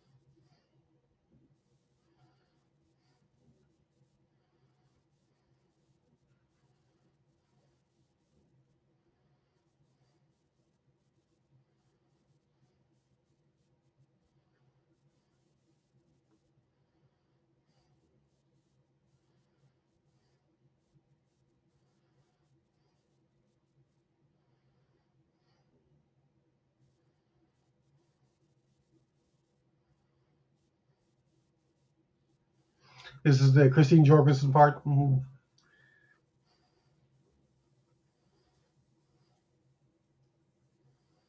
Excuse my tardiness. I am back. You're welcome. Now we're the story with Yeah, we're talking about Ed Wood using found footage. Flipping hell. It's like the land in the Anzio or something. Yeah, must have done. Well, this is, the character Anne was drafted and sent to World War II, or sent to wherever this is. And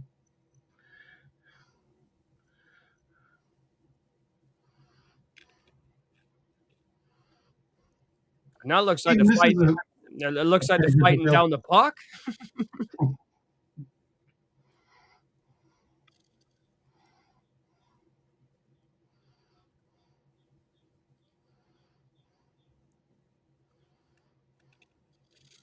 Did you ever have a movie when you were a kid that you loved so much, or a teenager, that you couldn't get your friends to like? I really Hmm. tried with Night of the Living Dead, but all my friends hated it because it was black and white, Ah. and I really couldn't get them to like it. I mean, it's one of my favorite films, but I could. The remake, on the other hand, 1990, Tom Savini, Hmm. they would watch that any day, but I could Oh, not right. get them to Hmm. sit through Night of the Living Dead. Did you ever try to make your friends watch anything they didn't like? Yeah, a couple of things. Evil Dead. Evil Dead. That's a Yeah. surprise. Evil Yeah, Dead. they Hear thought how it was high my voice cheesy. went there. They thought it was cheesy and, you know, like not very. So here's a question: Evil Dead 2 remake or sequel? Oh, I am going to count sequel. I think it's a sequel too. I do. There's a great video where Bruce Campbell says if you cut the beginning of the film out of Evil Dead Yeah. 2, which is a Hmm. recap of the original, Yes. when the camera comes through the cabin at the end of Evil Dead and hits him, Yeah. And if you pushes it then back. if you then cut to the bit in Evil Dead 2 when he flies through the trees, Yes. it's the same film. He says it's Hmm. just a continuation of it. Yeah. I always thought it was a sequel. I did. And Both. my favorite was always Armies of Darkness. I think it's the best Yes. of the three. I do. I love Armies of Darkness. Boomstick. I think it's great, Armies of Darkness. Klaatu. Oh man, No. Clay 2, Barata. Yeah. No. I've said the magic words. That's it. And that's from Day of the Earth Stood Still, right? Yeah. Mm-hmm. Clay 2, Barata, Nick 2.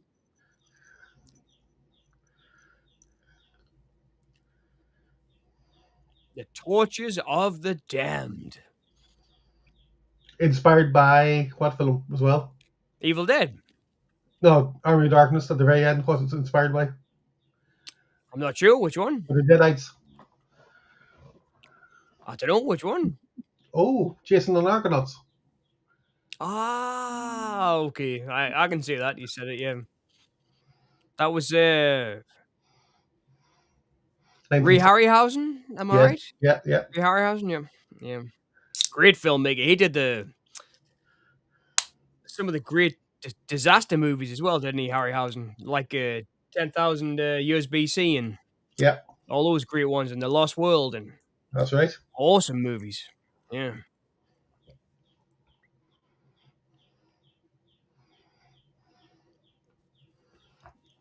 Here's a question. What's your favorite disaster movie?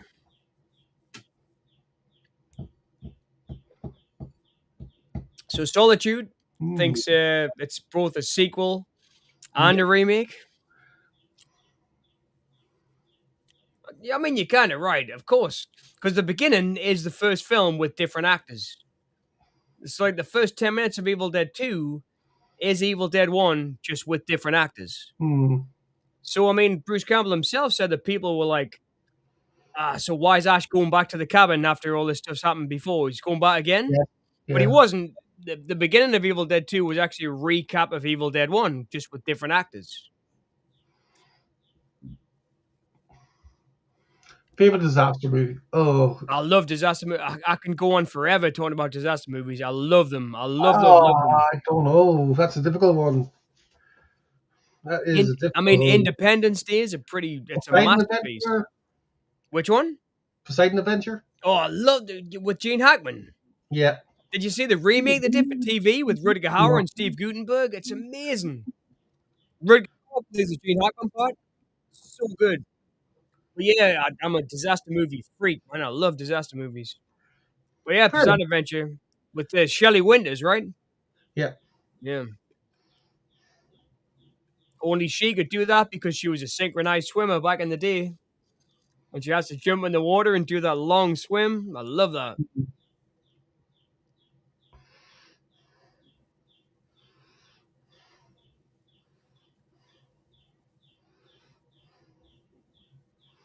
It's not really like that at all. You're not awake. Awesome. It looks awesome though. The light there on Bela Lugosi. No, they're just in the surgery. It's not really like that. All right, yeah. You're not awake first. And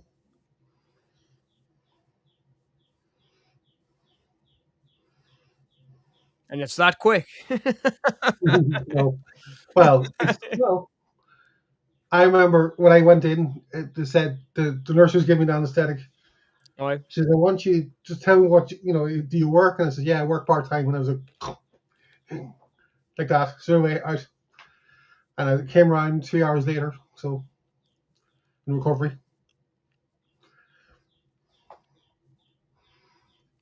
Oh, it was a great birthday present. So it was your birthday? It was a birthday when you went into surgery, right? That's great. On my 31st birthday. So 15 years ago. Wow. Well, 16 years ago now at this stage. 5 years ago. No. 16. 31 forever. No, I'm not that young.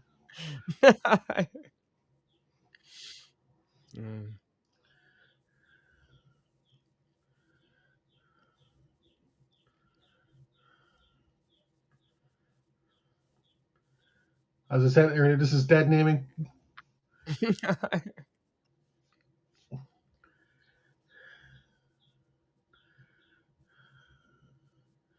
A woman born at the age of 24.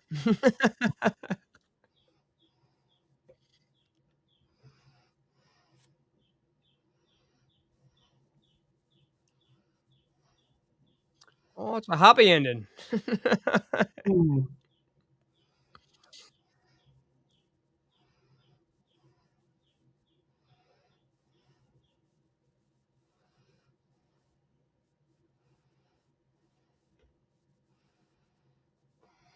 Oh, right. These guys are just making our minds up for us.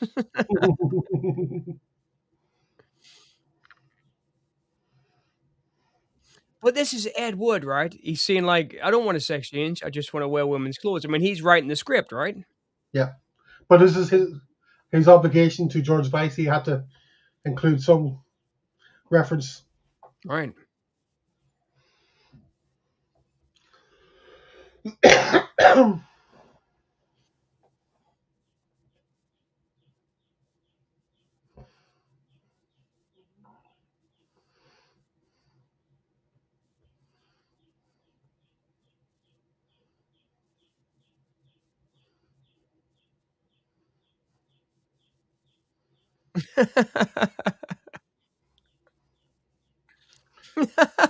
Is it really breaching confidentiality?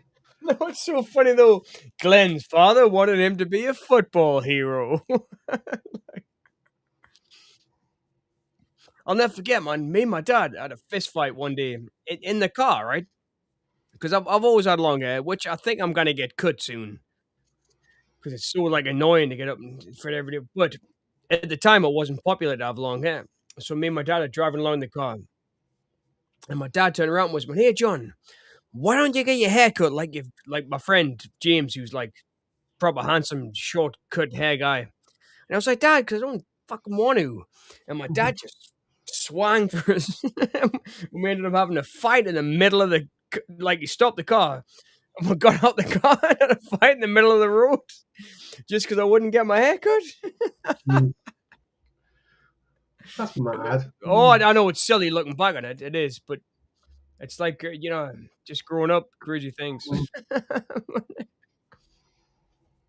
But I do think I might get it short back and sides again. I mean, I've had this long hair for like a year or two now, but man, all I can do at work is like brush it back. There's nothing else I can do with it because I need to look tidy for clients.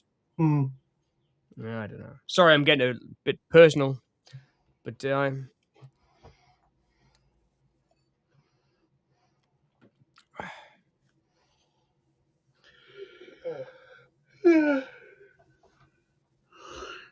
hope I sleep tonight because I think I will. Well, hopefully so. You only had 40 minutes sleep last night, Gary. I know.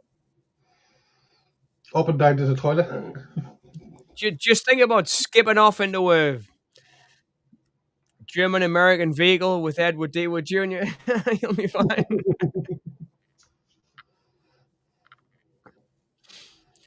I mean, it's kind of a cop-out, the fact that he goes and has some psychiatric...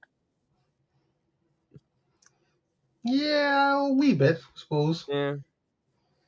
But I guess you were saying that was like George Weiss, who was saying you have to end it this way or you have to do this. Well, that bit wasn't, no. Mm.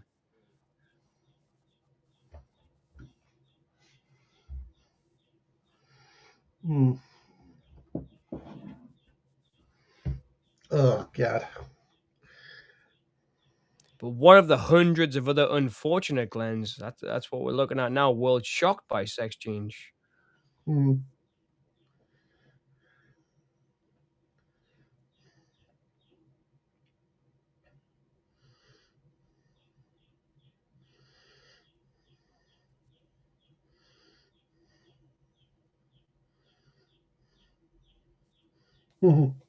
That guy's got some screen presence right there, hasn't he?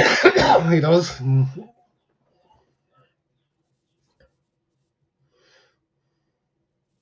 Pull the string.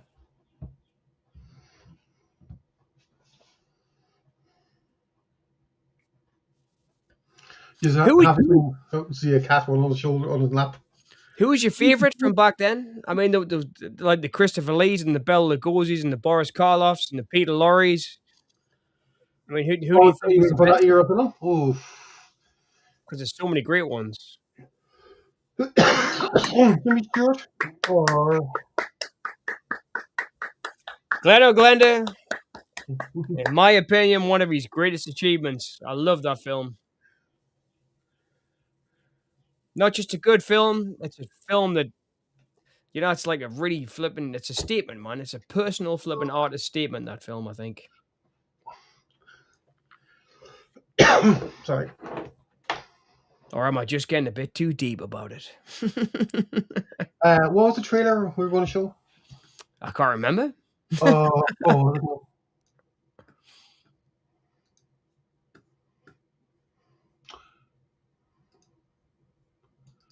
was a trans film, I think, wasn't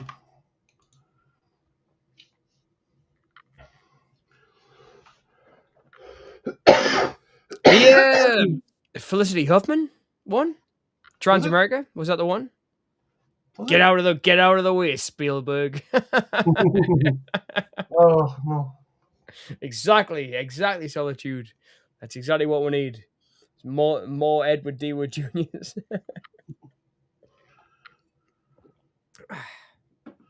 Sure. God, I look like a wreck, don't I? I was just looking at myself there on the camera. I'm like,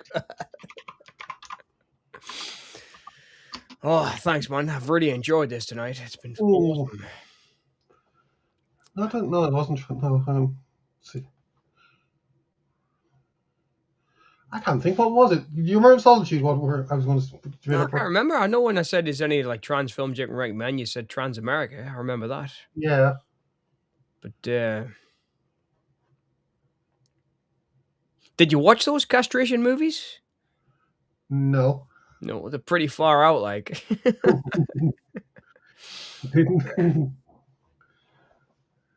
I already got plenty. But in a good way. Was it the Thriller for the Outfit? No, I don't think it was a Thriller for the Outfit, was it? No. But watch it. Solitude, the Outfit. I can only recommend it very, very highly. I think it's a masterpiece, that film. It's seriously a masterpiece. It's great. I can't remember. I really can't, Kerry. I neither. Oh, look at the head on that. That is on the head, I reckon. Jesus. Cheers, everyone. What a great night. Caligari followed by Glen or Glenda. It's not important anyway. So. Not important. You didn't mind us asking personal questions there, Kerry, did you? I'm sorry, I got... No, of course not. I got a bit carried away. No. Ask me any personal questions you want, by the way, as well. No, it's grand. I'm kind of an open book sometimes, so... And that's why I love you. But, Yeah, it's just, trying to think. It doesn't matter. It's not the most important thing in the world. What is the most important thing in the world? Well, it's not what, but who in my case. And she's up 42. here. And she's up there. Who is Lexi there? No, she's up above on the computer on that side, up to in the studio. Is Lexi recording? Did she record music tonight? No, she's playing the game, Age of Empires. Oh yeah, you said earlier on, yeah. But she did a song. Actually, I'll play the song. Let's play the song she did recently. Will be okay for copyright? Well, I guess you do know the person who wrote it. So, yeah, exactly. So it might be all right. Now, I have to give you a bit of a heads up. It's got some language in it.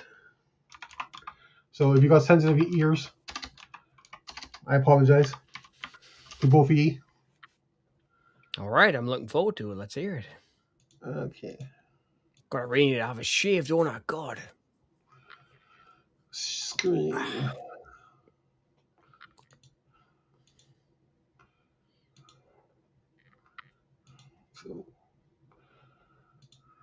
Politicians and the politics, policies scribbled by a hateful hand to shrink the borders of acceptable difference. What next? The counting of chromosomes. I'm just human, a fucking ghost in a host, in the country that hates its host the most. Locked out, looking at apparently a sin beneath my fucking skin. They're targeting people just like me. Yeah, hunting me like a fox on the run in the kingdom called United, once called Great. What a joke.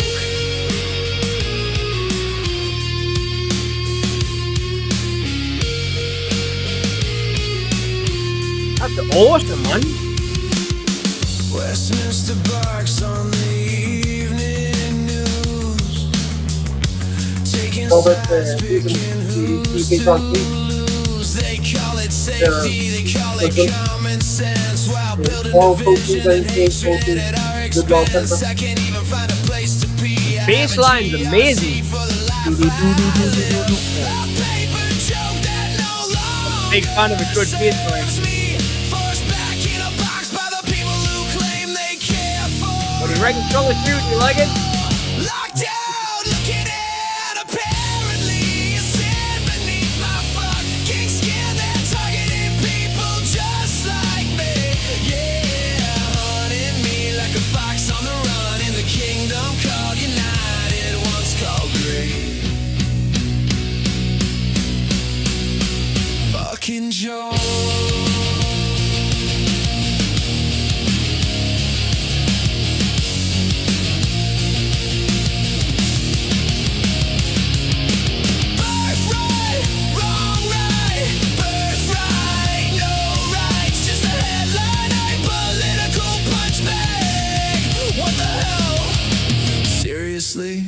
Tell me why.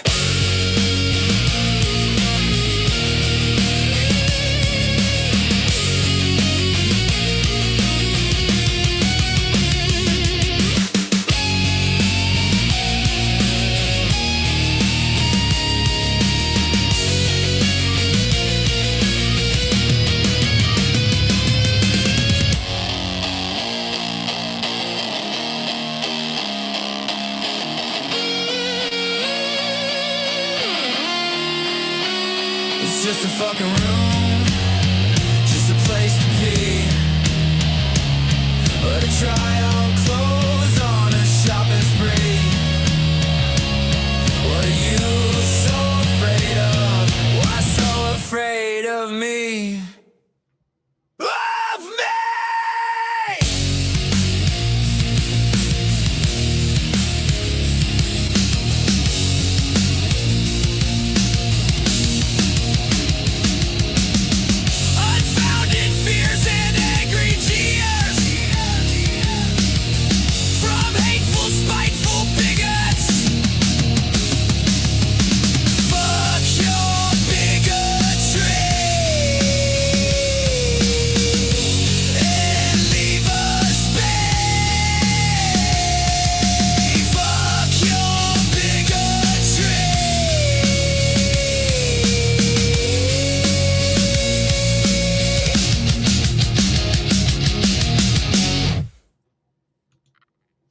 you go.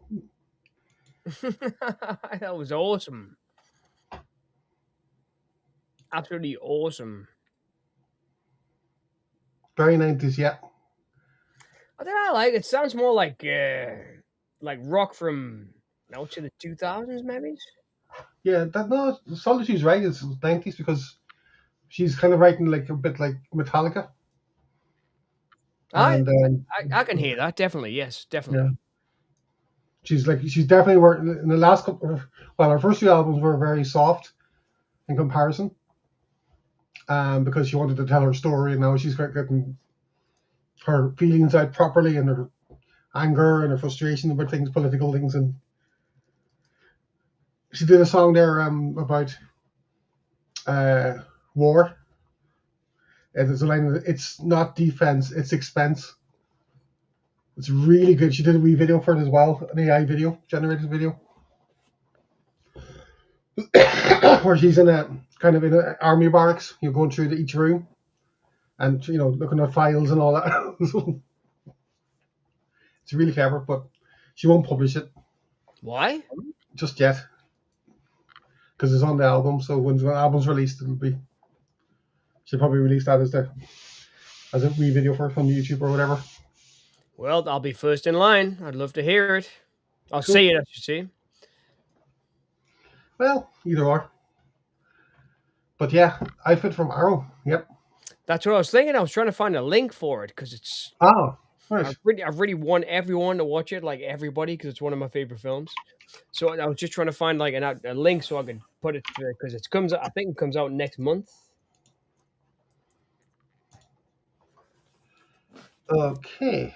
So I've ordered that the pre-order, which is 18 quid. I don't know if I can post this link, maybe it's not the pre-order link, but just so everybody can see how. Oh yes. Where is it? I'll put this in the chat.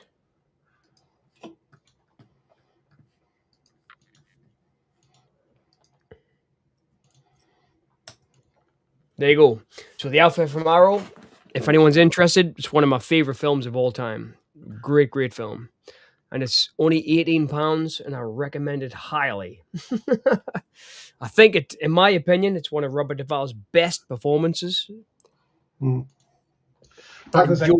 And Joe Don Baker shines in it. So there you go. Kerry brought that up for us. Thanks, Kerry. One of my favorite movies of all time.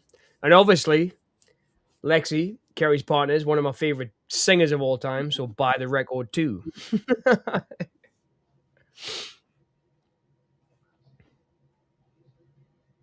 And if you ever wanted to hear me sing, I'm also on Spotify and Amazon and YouTube and stuff.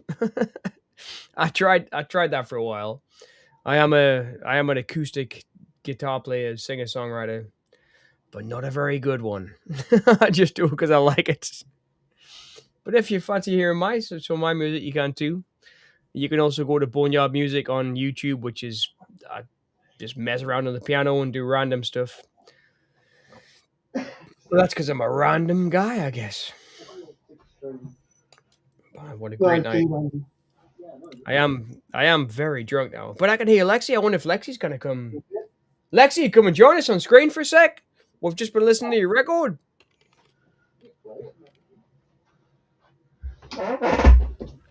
Sorry, you were saying something, John? Can you hear? I said, tell Lexi to come and join us. We've just been listening to our record. Oh, right. No, she's in bed. So. All right. She's in bed. So. Ugh. That's going to be a long book, Solitude. Called The Masterpiece of Cinema. Yep. I mean, it would be. It would just be called Masterpiece, wouldn't it? I mean, that would be the book's title, a masterpiece. And I could do like one chapter per film. About what, millions chapters? I mean, just look at the films we watched. Yeah. Obviously, we could do Night, Dawn, Day, Diary. Yeah. Thingy, what do you call it? If you were to write the book of your life, what would the title be? Oh, uh, hmm.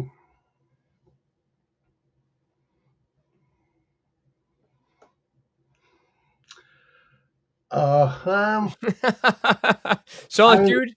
Come on, you've got to help us. Solitude. What would yours I'm be? gonna quote an REM song then for No that one. way, aye. Yeah, Life and How to Live It, Oh, that's good. That's a good one. That's a good one. and that's a paraphrase from the song with the same name, and also um, a priest or a minister they were friends with in Georgia, so in Athens. So And he's that's a where quote about REM. that. That's where REM are from, right? Yeah, well, the band are, yeah, but the lads themselves are from different parts of America, so I bet in Athens. I did like him. It was like I'll never forget. Like when I was a kid, I'm a loser, baby. So why don't you kill me? So that's Beck, right? Solitude. You're. Yeah, that's Beck. Yeah, I remember Beck. What a great dude. He did a great cover version of Diamond Dogs. I remember the that's Deep right. Power song. I remember really liking that when he released that. But I Beck was cool, man. He actually modeled himself over on guitar. I always thought he was more like you. Can you remember Sonic Youth? Oh no, but I mean his look. And there was that guy not Storm Thorgerson. That was the guy that did the Pink Floyd albums. What's the guy called from Sonic Youth, man? The lead singer with the blonde hair. Thurston Moore. All right, Thurston Moore. I always thought Beck was kind of like Thurston Moore. That's what I always thought. No, but I mean like the look, is a kind of his dress sense, Yeah, I got that. Yeah. From the guitar. Sorry if you can hear us crunching. I've just necked some. I'm a loser, baby. So why don't you kill me? I think this is going to sound really weird, but there's a singer, I can't remember the name of him. I have to look it up, so you have to. My favorite singer, hands down, is Jim Morrison. Always has been. I think from the Doors, I've never heard a voice that cool. His voice is just perfect for me. It's like a mix between Elvis and Frank Sinatra. It's just perfect, I think. And I like Lou Reed as well, but his voice is a little bit more like unstable. Sometimes he nails it, sometimes he doesn't. But Jim Morrison always nailed it. And I do like Frank Sinatra. Frank Sinatra's in my top 10 singers too. But I love Jim Morrison. Lou Reed, Iggy Pop I like too, Dave Bowie. There's some great singers. Chris Isaac in particular. I really like. So when I was a kid, he was like I was talking about Sean Penn before. Yeah. Chris Isaac was up there with Sean Penn when I was a kid. He was like one of the guys that was like I had like posters of Chris Isaac. I thought he was really cool. Ozzy Osbourne too, to be fair. I'm a big Ozzy Osbourne fan. Especially, I mean, not so much later on, but Black Sabbath I really like, and Blizzard of Oz, and obviously the famous albums. But yeah, definitely in Black Sabbath. I definitely have pictures of him on my wall as well when I was a teenager. But saying that, the Grateful Dead, but that's a whole other stream. That's talking about music, I guess. Yeah. But I'm a. We do it someday. We don't have to talk about film. We talk about music. That'll be good. Let's do a stream where we just talk about tunes. Yeah. When they ask me Rolling Stones or the Beatles, my answer is always the Doors. Solitude, after my own heart, totally. The Doors were always my favorite, always. I mean, it was. I had a friend, Matthew Carr, and this is when I was about 12 or 13. I'd grown my hair long-ish, and I was walking up the street, and this guy was hanging out the window smoking a spliff, Matty Carr, and he said, "Hey." I lived in the same street. And he was like, "You ever heard of the Doors?" And I was like, "No." He went, "You look a bit like Jim Morrison." Of course I didn't. He was just stoned out of his brains. But he was like, "All right, come in, kid, and have a listen to some Jim Morrison." And that was it. From that moment on, it was like a revelation, Solitude. It was like, wow, where have I been? This music's fantastic. One of my favorite bands of all time. Definitely. The Doors, Neil Young, probably my two favorites ever. I have that many, so might be here all night. If you could name 5, could you do top 5? I can, but it'll change tomorrow. Same with movies, right? Can you do it? I mean, do you know what I've really been enjoying lately again? What I haven't watched for a while? The Shawshank Redemption. I hadn't watched that for at least 7 or 8 years. Yeah, same as. And the other night I watched it and it reminded us of how great that movie actually is. It's a really, really great film. Frank Darabont, what a great director. He went on to do like The Majestic and, The Mist and the Green Mile. Buried Alive with Tim Thomason and Tim Matheson. Fly too. Yep, aye. And Jennifer Jason Leigh, great director. So good. But it was a great film. That I forgot how great it really was. It's a really great film. I mean, I think it was like the top of IMDb's like 100 for like 10 years or something, wasn't it? Top 250, I think it is. Yeah. I don't know if it still is or not, but it has been very. If he would do this in current times, I'd sure they'd call the police. Yes, they probably would. Well, they would, wouldn't they? 100% they would. There's no way you could do that anymore. Would, yeah. And Sting would turn up.